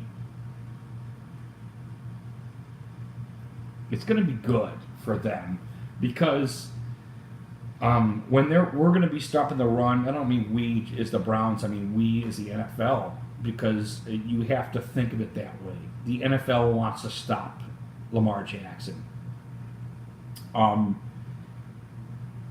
We're going to be thinking run you know, I don't know, 5 out of 8 times. Let's just say 5 out of 8 times. It's some kind of weird fucking number that I don't understand. You know, 5/8. You know, but we're gonna be trying to stop this dude's run, and I think he's gonna start connecting with these passes that you're gonna have to start worrying about. And this might open up the run. So I actually think the Ravens might be a little bit dangerous. All right, that's it. More truth serum. I think they're going to be more dangerous this year. I don't think. Yeah, you know, the Browns have been. Yeah, I think that is. Well, one thing Lamar does better than I think anyone else that I've seen, and you know, Michael Vick was very good in open field. He could do weird shit. Like a dude would be 5 yards away from him. He could fake him out and like make him fall down. Lamar has something that I don't think I've seen yet, and that is sprinting from a non-ready position. That's one of the things I really think is scary with Lamar Jackson is he's not set to run, and all of a sudden he's running. It's that split second that really fucks up a lot of these defensive guys. They think he's ready and set, and he might either tuck the ball in and fall down, or you know, you name it. Non-ready position, you name whatever you want to name. But this dude on a dime, whatever almost position he is, I'm sure we could articulate something where he couldn't, you know, sprint out of. But this dude does not. Well, I don't know. I don't know about this though. I mean, I've watched some Kaepernick, and he was mobile, you know. Oh, you think that's what you think he was like I was articulating with Lamar Jackson, and he just got figured out. I don't know if that's true. I don't. But I have yet to see. Maybe I need to. I'll watch some Kaepernick, and I'll get back to you. And I will try to do that. But you know, everybody in the world gives a hint. You know, if you look at, let's take Bruce Lee. Okay, let's go to Bruce Lee on this. From my good friend Bruce Lee, everybody gives away what they're gonna do. You know. Hey, hey Mullins, how you doing, brother? How long have you listened to me before you think, okay, I gotta chime in and let this asshole know that he's an idiot, right? Anyway, yeah, let's go Bruce Lee. Everybody gives away what they're gonna do, and that was a lot of his key. He got a knack for. Oh, good, Mullins. I appreciate you chiming in, buddy. I'm doing great, dude. Look, trying a new beer tonight. Look at that. Look how great that. Hold on. Let me turn the label so you can see. Look at that. That's good beer. Look at that webbage there. Good stuff.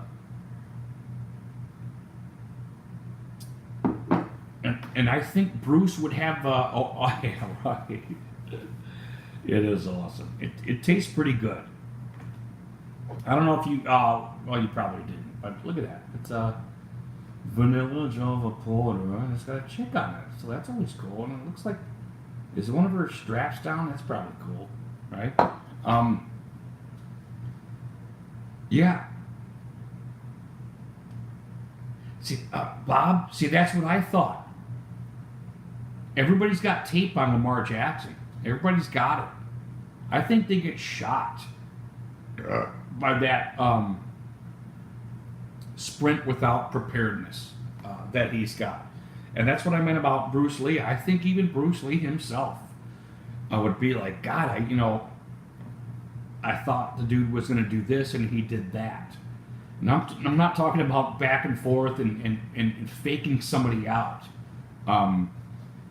That ready position I think a lot of great fighters, you name it. And this is what I love about this channel is taking it, because a lot of different sports have a lot of relations to each other, and especially fighting. I think. Do I do that all the fucking? I wonder how many fucking times I'm gonna make a montage at the end of the year. I mean, going.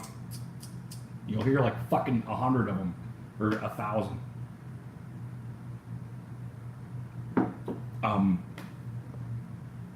They relate to each other significantly, I think. If you're on the defense and you're reading somebody, reading your opponent is so important, especially in fighting. You really want to know what your attacker or what your opponent, if you're in boxing, you name it, you want to know what these guys are doing, and you want signs, that they're going to do a certain thing. And I think Lamar Jackson has somewhat of a gift in looking not ready before he sprints. And sprints is kind of a fucking lame ass term. He almost looks defensive right before he aggresses. Does that make sense? Something like that. That's kind of what I see in Lamar. Is that if he has a gift, it's not throwing, it's not running. He is quick. Don't get me wrong. But if he has a gift, I think it is that. Making his opposition think that he is unprepared, maybe, That's kind of my opinion right now of Lamar Jackson. And he's not as bad a thrower as everybody thinks he is. He did do some good, I scouted him when he was in college in Louisville, and he's a pretty fun to watch. But I liked a lot of his passing stuff. I just think, you go to the next level, and it is the next level. These guys are smarter. These guys are faster, and that whole fast enough of the game.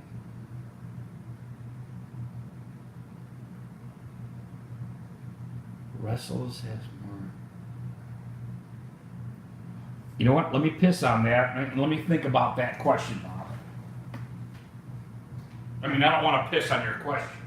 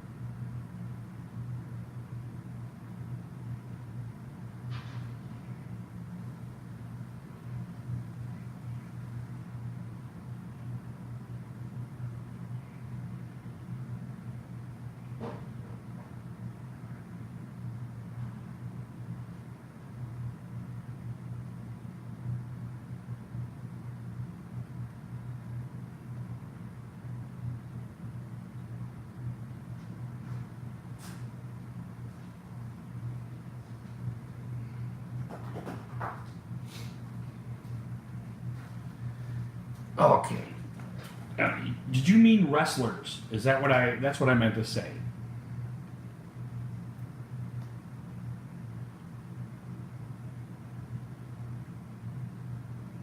Or is there a guy named wrestles that I'm not familiar with or something?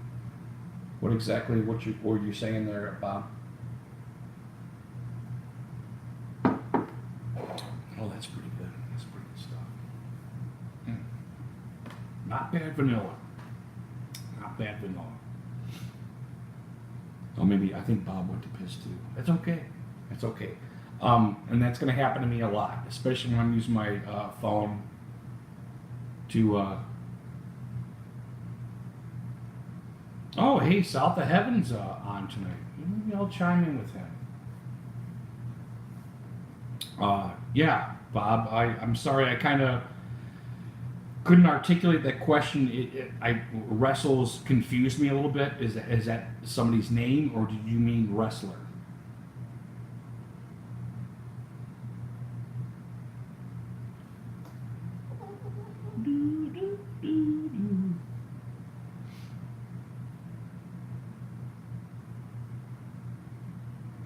Ooh, dead air, dead air. We don't like dead air. Dead air is bad.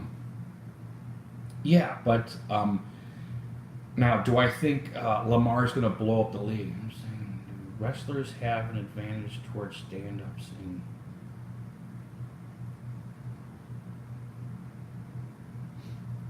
I think often.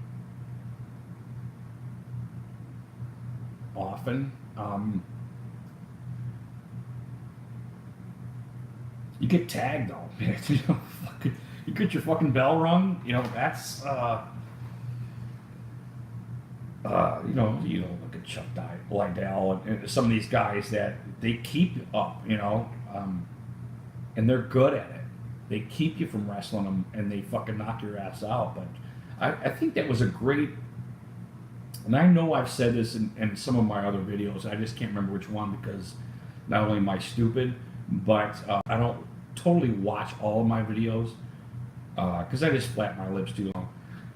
But the evolution of the UFC was like, it was cool to watch that, you know.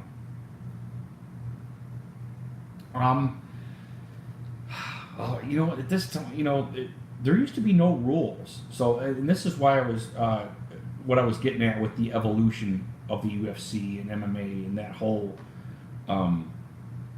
they're trying to get it, and they're doing a great job of it, marketing wise. They're trying to tighten up the rules and become almost the next boxing, and they did. They surpassed boxing. Boxing's under them now, marketability wise. However, the evolution of a UFC was this.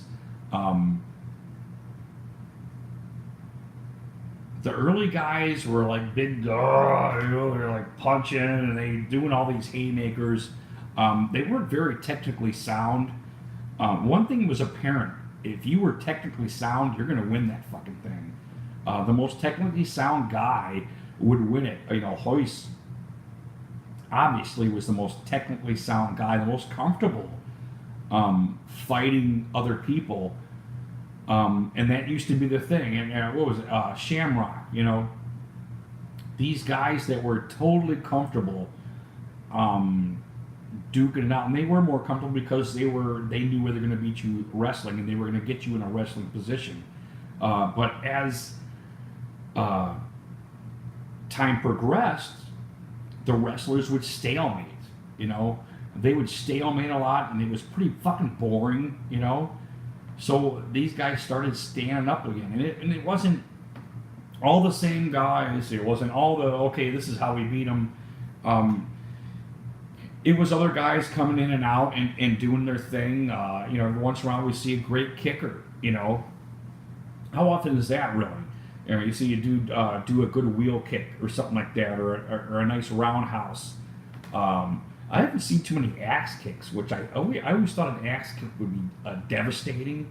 I wish I saw those more, but because those are cool.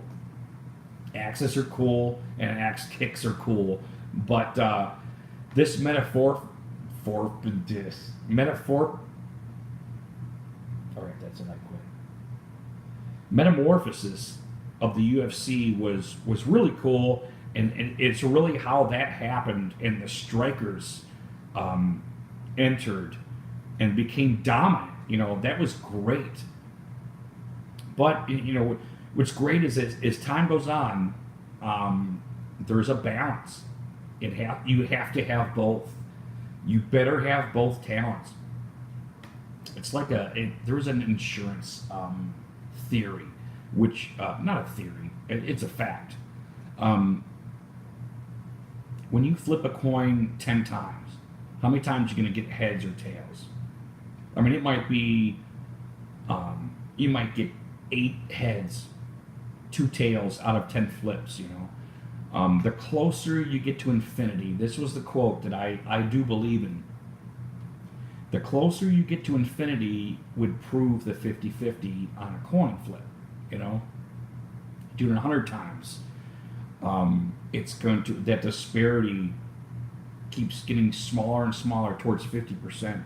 And that's kind of what's happening with MMA. I mean, you really have to be a total package in MMA. And I think it's really cool, that evolution that kind of had to happen, you know. You watch the first one, there's like big fucking fat guys in there, you know, tagging each other. Look at Tank Abbott. You know, that fucking dude is a badass, you know. Like he says, come off a bar stool, and he would fight that night, and he'd fucking, you know, he'd pulverize some fucking giant, you know. But then, you know, the technicians would come in, and, you know, Tank couldn't beat the technicians. You know, they were just better. They were more comfortable fighters. So I guess that's a very long and boring answer for you. I don't know. What do you think? You got a preference? Would you like one or the other? Because it does suck to be choked out and you know, arm barred and triangulated. Who the hell is that? I don't even know who you are. Or do I?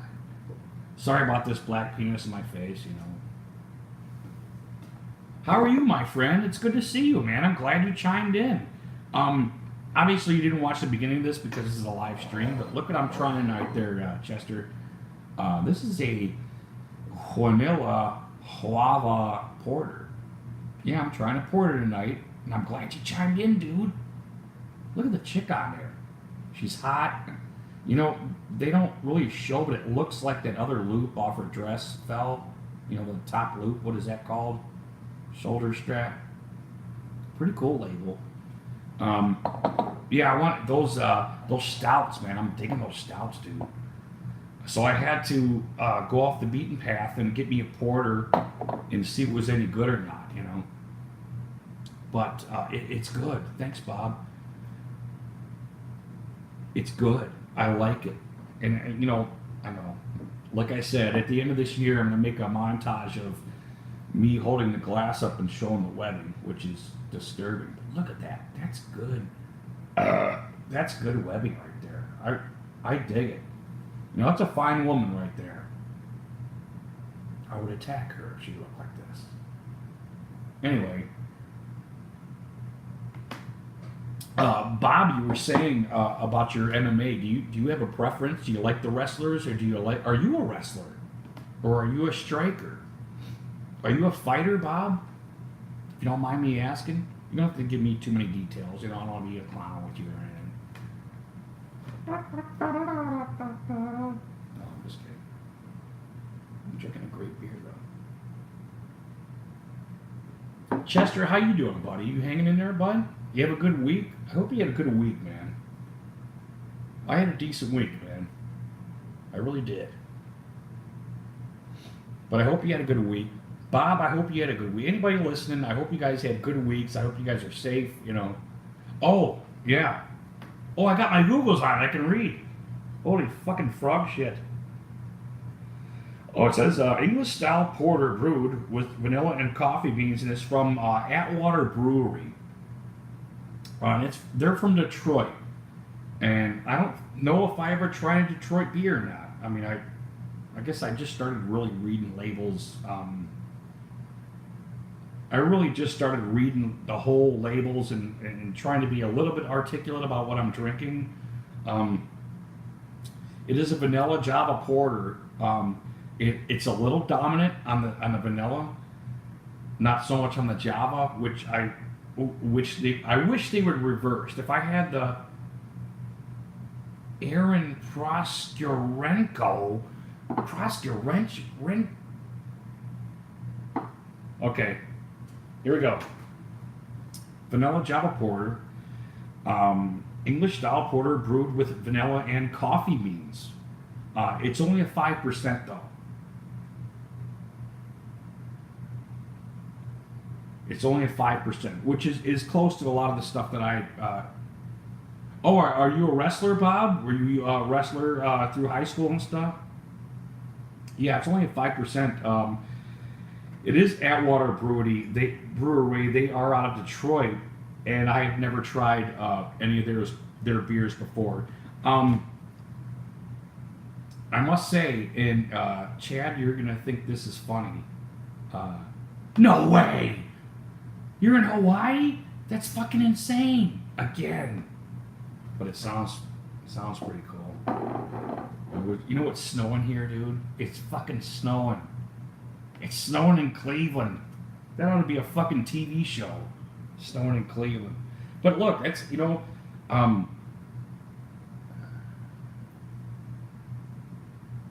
Oh, you did? Well, that's interesting, Bob. I think that you like the wrestling as opposed to martial arts.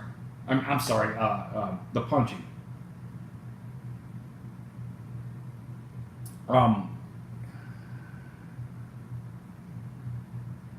Oh, for God's sake.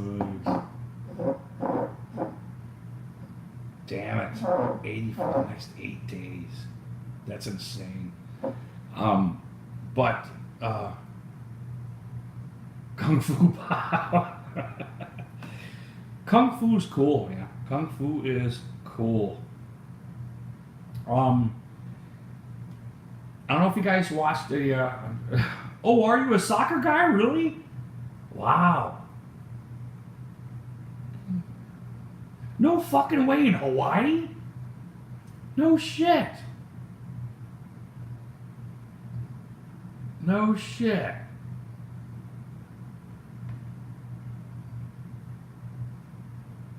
Pele? I remember that name. Wasn't there a game named after him? Well, I'm glad I didn't say anything bad about soccer. I'm sorry, Bob. That's what I was getting about with the media and how they are with the NFL. It's just weird with me. It bothers me a little bit, I think. But soccer is not a bad. It's not a bad sport. However, this is a good beer. It's not the greatest, and I don't know if I would buy it, and that's what I should articulate at this time. Yeah, soccer is it's a fun game to play. It's no different than basketball or baseball or anything to me. I would love playing it. It's fun. It's just not my sport. It's just not. It's just not. I don't know how to say it. I'll say it again. I'll say this again. And Chester.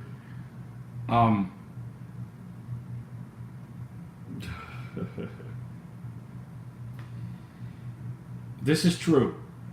This is true. The Stumbler. Okay, the Stumbler. When he was a kid, and when he was growing up, they played baseball. They played pickup baseball, right? And they would play pickup baseball. When they were kids, they would all show up at a fucking baseball diamond and they would play fucking baseball. That's what my dad did when he was a kid. When I was a kid, we showed up in somebody's fucking big ass yard and we played football. And we played football through dark. We'd play late. It'd be getting dark. We'd play Smear the Greer, all that stuff. We played football all the fucking time. It's not that we never played baseball. It's not that we never played soccer. It's not that I was never a very good basketball player, but we had a hoop and we would shoot towards it, Nobody ever articulated basketball to us, Oh, you remember Smear the Queer? And we played soccer. We played fucking soccer. We played soccer in school all the time. You know, oh, it's on. But right after me, and my good friends that are showing up here can attest to this. Right after my generation was his generation, Chad's generation. You guys played basketball. You guys played pickup basketball. That's what you guys did. And you're gonna like basketball better, man. You know. You know, Bob, you're partially right, dude, and I get that, and that's kind of what I was getting at before. But anyway, yeah, I don't want to challenge each other on the best sport because, you know, sometimes I get in the night and I'm having a few beers and I'll watch boxing and I think fucking boxing's the best sport, man. I really do. You know, I really do. Sometimes boxing, UFC, that one-on-one thing where it's just you and you got help from the coach, but it's you. It's one-on-one. There's only one guy stopping you. There's only one guy you got to stop. Sometimes I think boxing is better than football, but NFL is just funner to watch. I think, yeah, I think the NFL is a funner sport to watch. However, if you like soccer, Bob, I dropped out. There was we had Smear the Queer class, and I'm afraid you fellas just didn't make the team. You don't get to play soccer. I don't watch rugby though. You know, I mean, if that's your football, I think I've seen like clips of it. I saw clips of it, but I don't fucking know it by any means. I know they run around and all of a sudden they're running and they kick it. You know, I don't really, and it doesn't interest me. It looked like soccer, kind of, with, you know, a hybrid or something like that. And maybe it was first, you know, I don't know. I do like the product that we have on the field right now, though. I think it's superior. And I think the talent, I think it attracts more talent because they're going to fucking pay your ass, man. If you're the best in the world, they're going to fucking pay you. I almost need another beer, dude. Soccer does? If you're into ties. You mean like ties? Or like 1-to-1? That's what bothers me about soccer. It's like 1-to-1. Yeah, it's like 1-to-1. That's bothersome. The ties are. This ain't bad though, man. This vanilla Java, it's not bad. He did Chester Pankowitz. Have you guys checked out my left-handed brewery try last week? Because a left-handed brewery produces a great stout, and it's a milk stout, or milk. I think it's an MLK. I'm not really sure why they call it that. All right, hey you guys, you guys be safe. Anyway, it was a great beer. Left-handed brewery. Okay, yeah. All right, I'm gonna finish this beer and grab another one. So.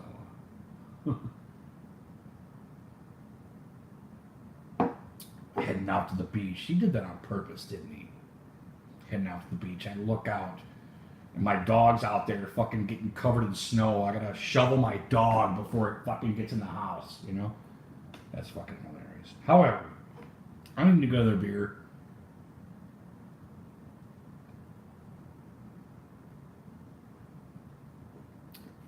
I need to get another beer because this web on my glass keeps staying put. I need to get rid of these bottle caps. I'll be right back. Give me 2 minutes because I think I might grab a smoke at the same time. Euphoria. Oh, yeah, this beer is pretty good. It's, like I said, I wouldn't,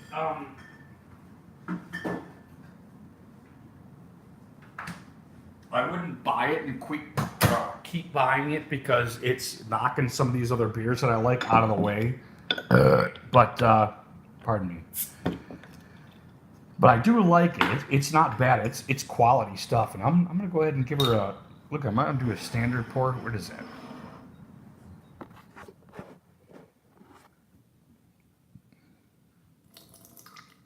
Oh, I didn't mean that. I didn't mean that. I want the side of the glass there. God darn it. I fucked it up. Pardon me. That is way too much head. Oh, I'm an idiot. I knew I should have did it the other way. God damn it. I know too much head sounds ridiculous, but there's... Oh, no, there isn't. Forget it. God damn, Finkelstein shit, son of a... There we go. Yeah, look what I did. I'm a fucking clown. Yeah, I fucked it. Oh, look at the cap. It's kind of a neat cap. It's got like a British dude, and it looks like he's holding himself there. No, I'm sorry, he's holding a beer. It's a cool cap. Sometimes I like when they put cool labels on it, and doesn't make the beer taste better, but I like the effort. Spend a little money. They want to market their beer. That's cool. I like it. But like I said, I wouldn't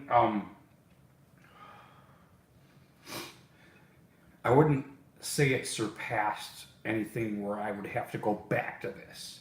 And it's not a bad thing. It's just not my preference. I'm not a big vanilla guy, like I said, for an aftertaste, But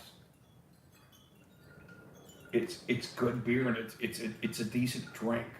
And I wouldn't turn it down, by any means. If I showed up at a buddy's house, he says, "Hey, all I got is this," I say, "Great, man! It's good beer." That's what I would say. So invite me over, have this, so I don't have to ever buy it. No, I'm just kidding. But that was my. I'm not going to give these guys grades other than that.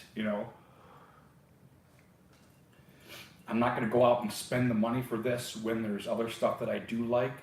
But this is a good beer, and it's a quality beer.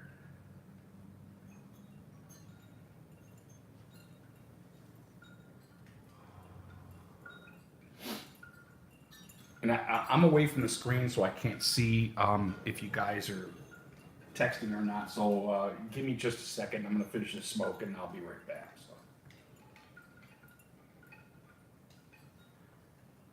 I might as well piss while I'm doing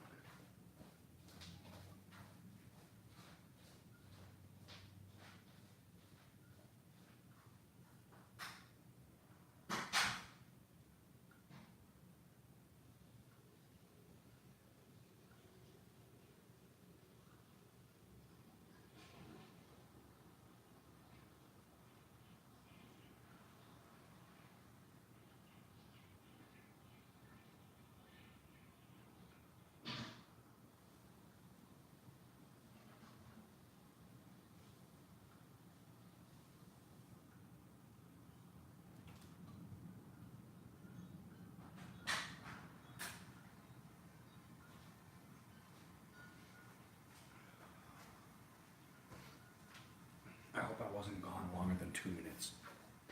Dead air sucks.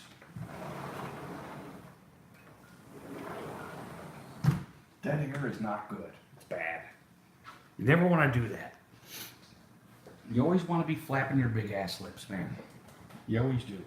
See, look, I lost 3 guys. Anyway.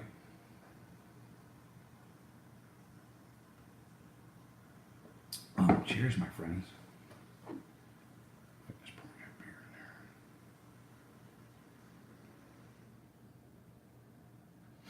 there. It does. It is an attractive beer, I must say. I do like it. If I saw it sitting there in somebody else's hand, I'd want to steal it from them. And that's kind of a half joke there, but yeah, it's good beer. It is. It looked good. If I asked them, "What are you drinking there?" and I had a left-handed nitro, and they said this, I would say, "Oh, hey, good beer. I tried it. I'll see you later." I'd get out of there. So, but it's not bad. Not bad. So who's left here? Bob? How you doing there, buddy? You having a good evening? Are you guys, you're, okay, it's 20 to 2 here. So is that 11 o'clock by you, Bob? Is that you left with me? Oh, I fucked up again. Hello.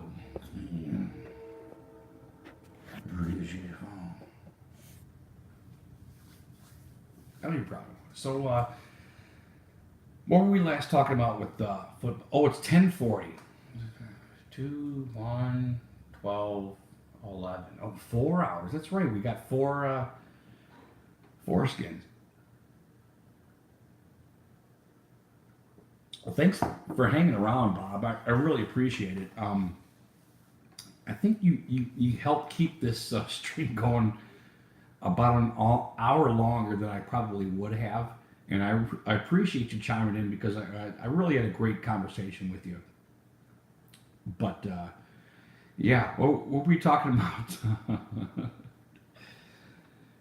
San Francisco.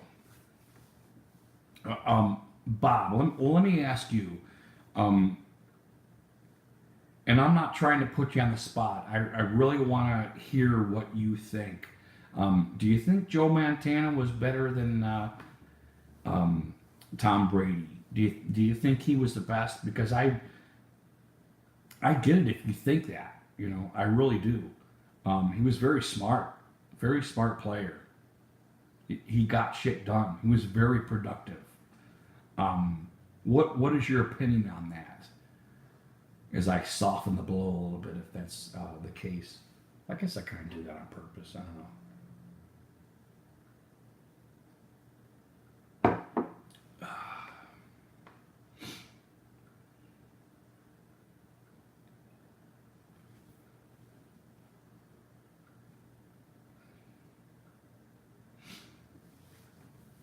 But I do appreciate that. I do appreciate you, Bob, chiming in. I'm having a good time.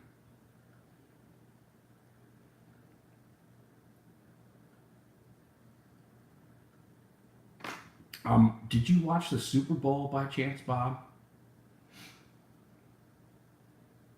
And I know that's a stupid question because I'm sure we're both football fans.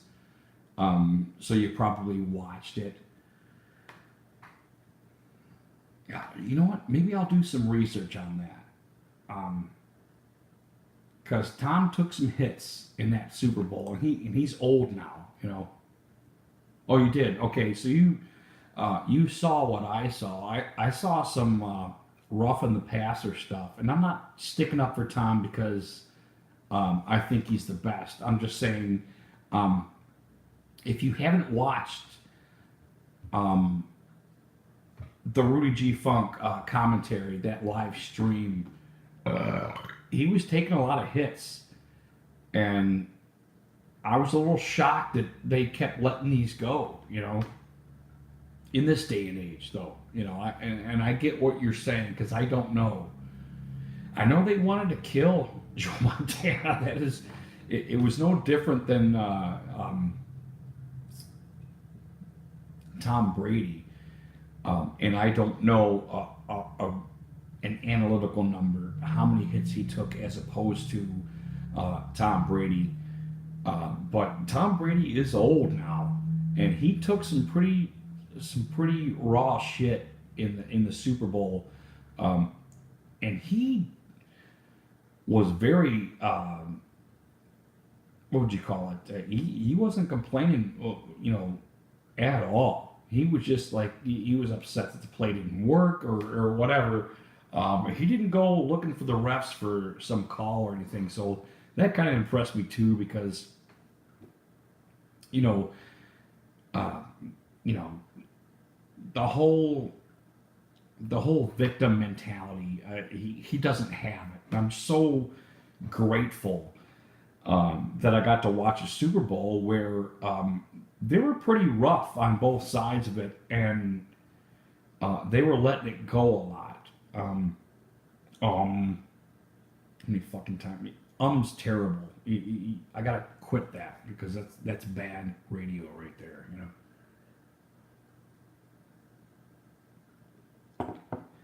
But I don't know any disparity between the two of them, whether it was big or not. I just don't know that.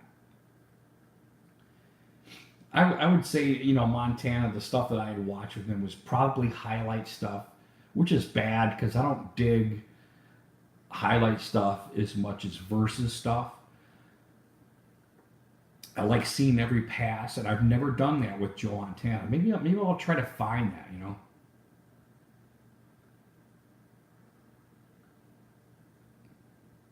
Interesting. Well, that's cool. That's cool. Good for you.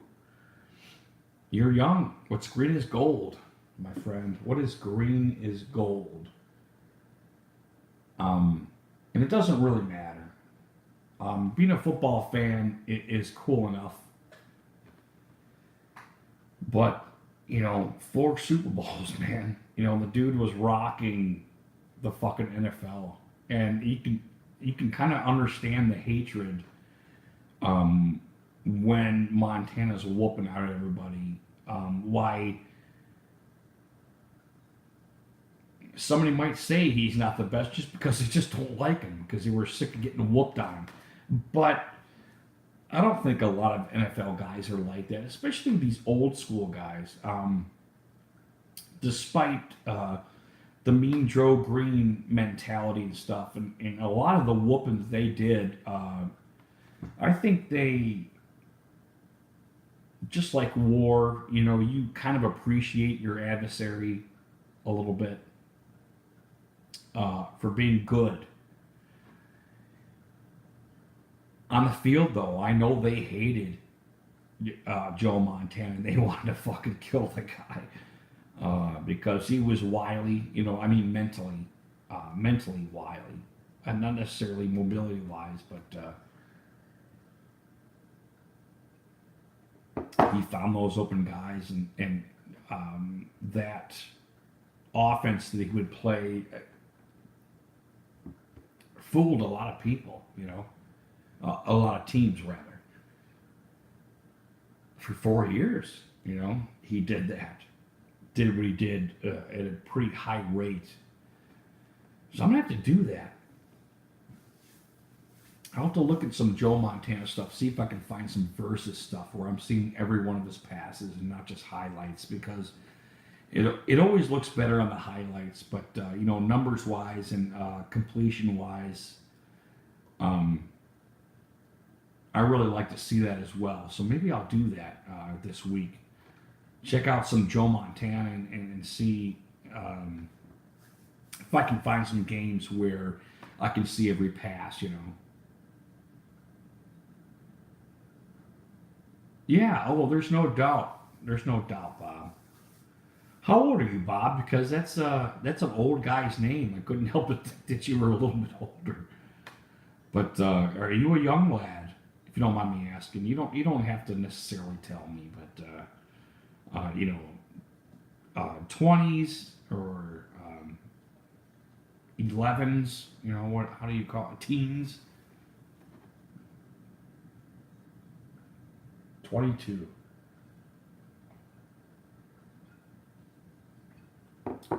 Interesting.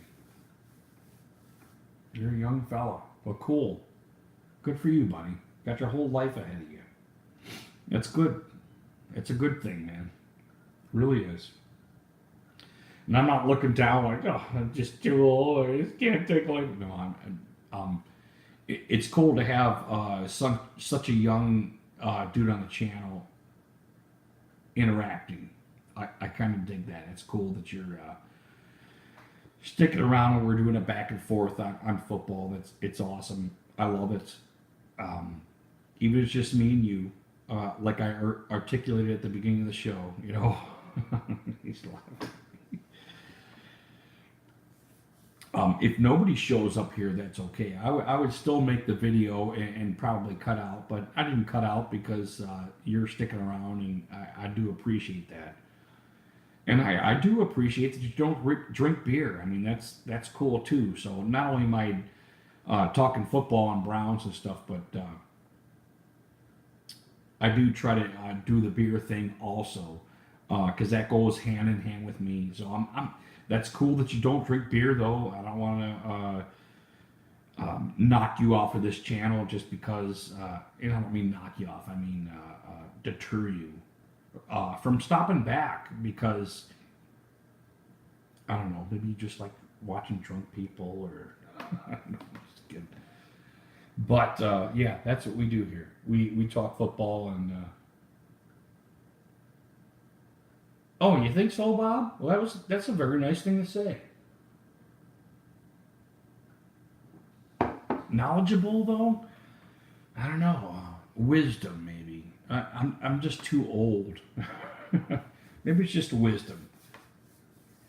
But I do believe that a lot of different sports can be articulated reference-wise to the results, the talent. What talented people do better than other people. Look at LeBron. Let's talk. I don't want to necessarily talk basketball because my friends that were on before were very big basketball-oriented fellas. But you look at LeBron, he was so naturally talented, He was only going to go so far, though, if he didn't work on his craft, and he did. And look where he's at now. He's still, in a certain sense, the most marketable in all sports, which is interesting, I think. That he took it to the next level. He didn't just go with his natural talent. I think that's important, because some people are just so fucking more naturally talented than the rest of us. They're gonna go far, and they don't have to do much on the work end of it. So when I see somebody like LeBron working on his shot, becoming a threat in several ways, that I just really appreciate that what LeBron became. That he didn't just stop with his natural talent, He seemed to work very hard at his craft and become what he was now. Despite not making the playoffs and what he did wrong. Yeah, isn't that something? I would think Michael holds something against that, because Michael played college, and it's almost like he thinks these guys didn't pay their dues like he did. I have to think that. I think from their interaction. I know they respect each other. I know they're all good basketball players. But Michael played college, man. And he wasn't expected to be Michael Jordan like LeBron was. LeBron was expected to be who he was in high school. So there's got to be some kind of rift. You know what I mean?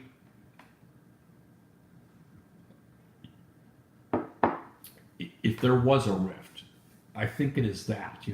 Almost like LeBron didn't pay his dues. He skipped on in the NBA, and with this raw talent, had time, to work on his craft. And whereas Michael worked on his craft through college, through the NBA, and I wonder if that's where Michael is like, you just didn't do what I did, And I'm not talking about the rings. I'm just saying you didn't get there like I did. You were special before you even skipped the college level, you know. So I think it's very possible that there lies the disparity between these two best of the best of the bests, which is kind of cool actually. Because oh, of course you are, of course you are, and you know, wow, you know, what's wrong with doing what the Warriors did to build your team? You know, there's nothing wrong with that. Look what you guys did, man. I know Durant and stuff got traded, but you guys built your team with talent. I would love for the Browns to be a fucking Warriors, man, you know?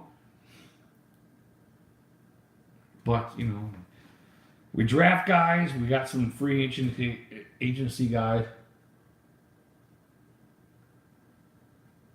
I don't know.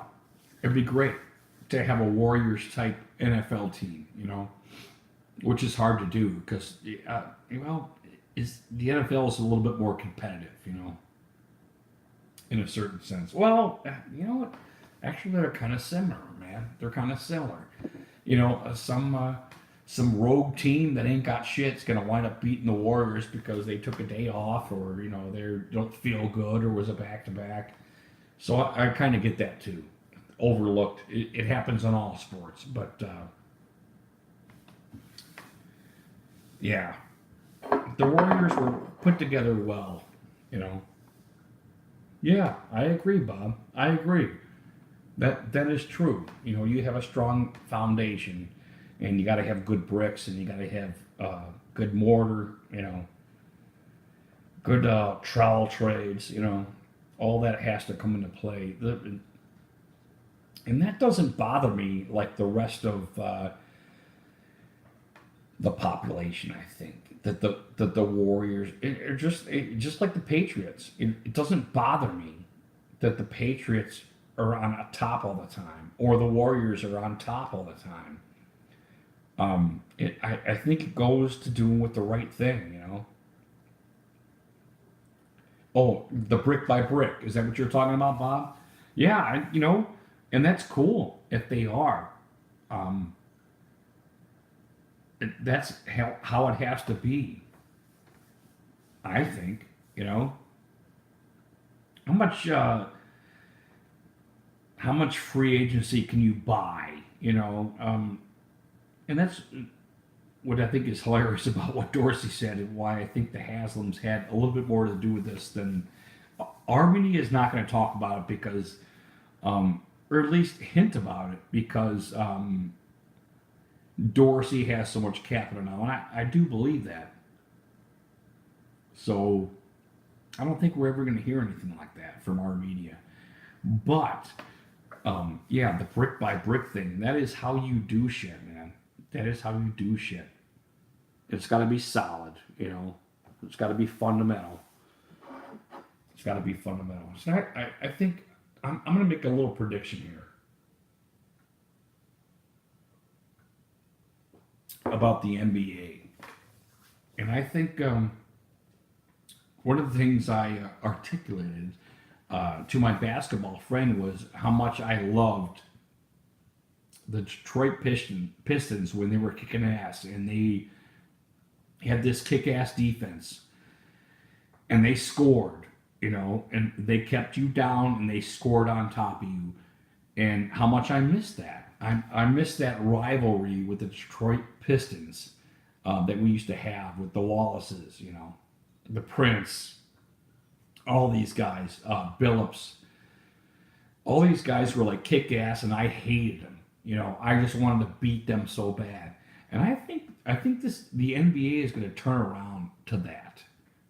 How soon, I don't know, but I think it has to. I think these scores are going to be tempered. I think it's going to be a natural evolution that happens everywhere. You know, it has to happen. Everybody gets sick of seeing threes all night, which sounds stupid. I know it does, but I can hear it. I can hear it in the media. they're kind of tired of it, and they try to prop it up artificially, but these high scoring games, this no defense, the NBA's becoming a bunch of just, rich dudes, playing on whatever team they want to play on. I think this is it's gonna come around, because I think it has to, and it's because of the Warriors. Actually, I think eventually the Warriors are gonna bring peace in the NBA, and it just has to. It's a natural market. If we're just like the NFL, it's a natural market that has to occur. If this dude is that valuable to you, you're gonna pay it if you can, despite caps, despite all the regulations and all that shit. It has to happen. So how do you stop the Warriors, man? You score more points than they do, 148 to 146 in overtime. You need to do what they do better than them, I think. A long time? Yeah, I don't know. I don't know how long it's going to be, but that Pistons team is going to come. It's going to come, and they're going to shut down guys. They're going to shut down, and we're going to see some low-scoring games. Some of the likes that I liked, should I say. I think that's coming. I think defense is coming. And it kind of has to happen naturally. The talent will spawn there in a certain sense. Does that make sense? And I could be wrong, there's no doubt. And I kind of want to make this claim because I'm buzzed, and I like making claims when I'm buzzed. That's what I do. That is not... Look at that webbing.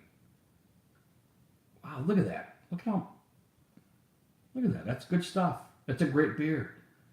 That's a great beer. It's a nice lady there. It's a good looking lady.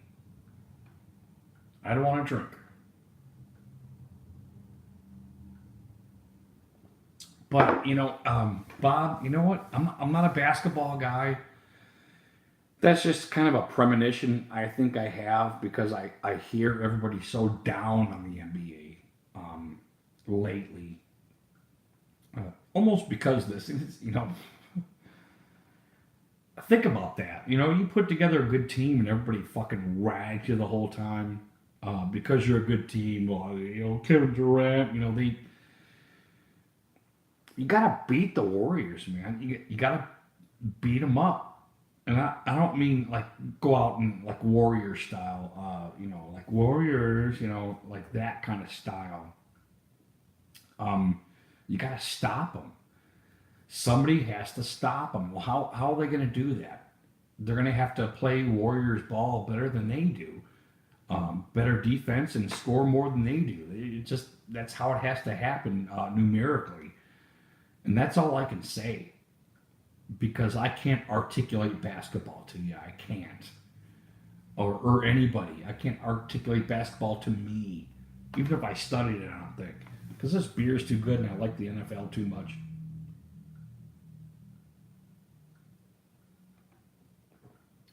See what I mean when I say I need to drink a few of these before I get an understanding of it? I mean, that's great webbing for my glass, and that's attractive. It just is. The vanilla did subside a little bit, and I started tasting a little bit more coffee. And I'm on, I think I'm on 5 here. I think I'm on number 5. I think I have one more left of the 6-pack. And that's fucking cool. It really is. That I, not only the webbing, I mean, that the vanilla is starting to subside a little bit, and I'm able to taste a little more coffee taste to it. I dig that. That's cool. However, I feel the same. I got other beers that I would prefer and purchase. This wasn't terribly expensive, but I would buy the other stuff that I think is superior to this. But it's a great beer. It's good. I do like it. I'm gonna get another one.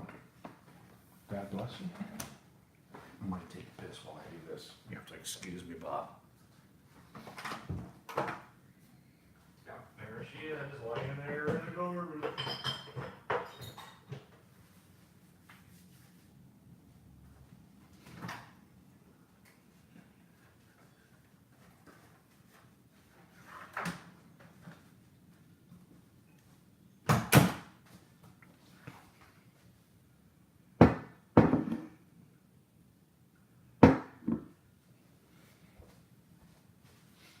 Every time I drink a beer, I have to take a piss.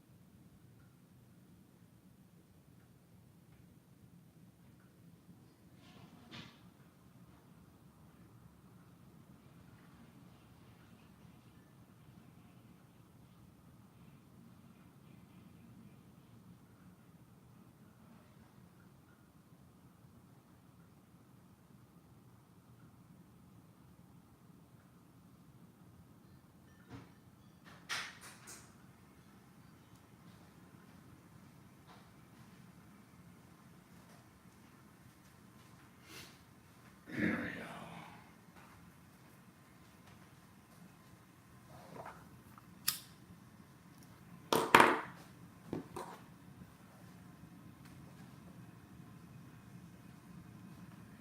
Yeah, give me just a second. I'll open this beer.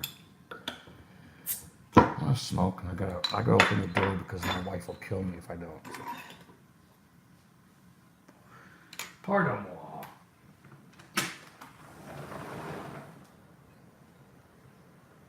We hear that? Hear that lake breeze, man. You got some winter shit going on here, buddy.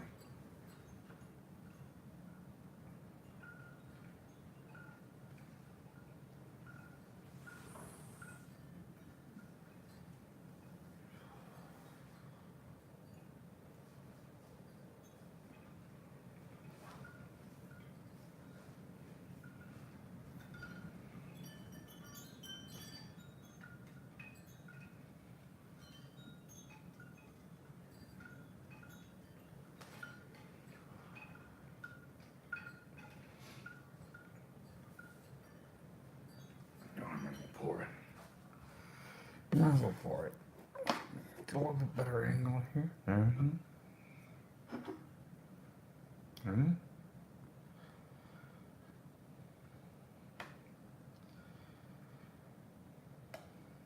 Oh, I just about on the glass. That's a no-no. You're not supposed to do that.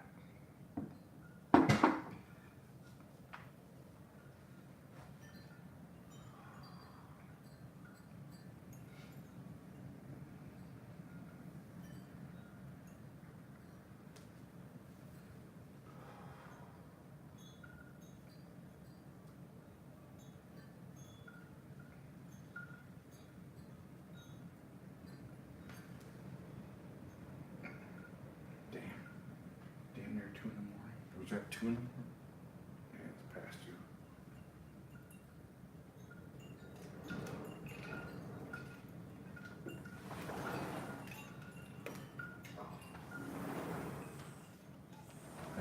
That's ridiculous.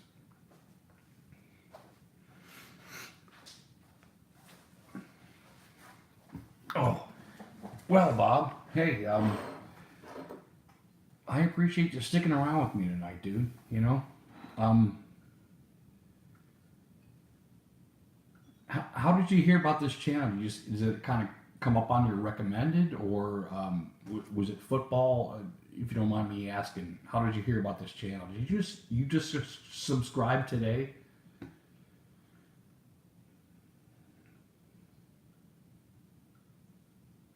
If you don't mind me asking, if you're there, you might not be there. Oh, you did and I came up, huh? That's cool. I really appreciate that, Bob. And I really appreciate you sticking around. And I had a nice evening, man. Yeah, I dig that, man. I really do. Um, and I appreciate you chiming in. I appreciate that we interacted so well, and I hope you stick around this channel, especially when the season starts. We really have a great time commentating the games and stuff like that. But I will be doing this every week, and I would really appreciate it if you chimed in. And I'm not asking, you don't have to do this. I want guys like chiming in that really care about sports. And you seem like not only a cool guy, but a good sports fan that cares about his team. Oh, how many? I usually get probably from 5 to 10 live at a time, anywhere to 5 to 12, maybe 10, 12. This was kind of a dead night, and that's okay. Like I said, sometimes I get that and I don't even know it because my shit will cut out on me. Because I'm using two phones. Sometimes I accidentally leave my other phone running, and it'll cut out the messages, so I can't see you guys' shit. But I think I solved that at this point. But our live streams, though, oh well, we get anywhere from 200 to 1,000 views, I would say. Hey, and like I said, Bob, I would appreciate it. Anytime. I'm going to do this every week. I'm going to try a new beer, and we're going to talk football. You're welcome to chime in then too. You don't have to though.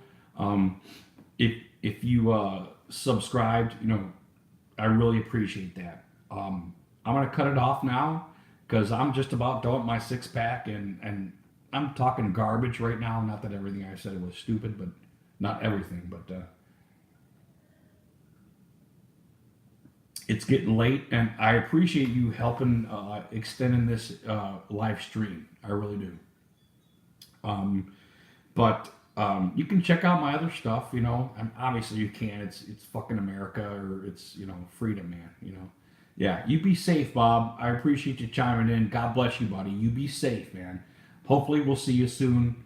And we love you guys, man. You guys make this channel. There's no doubt about that. So be safe. We'll talk to you later.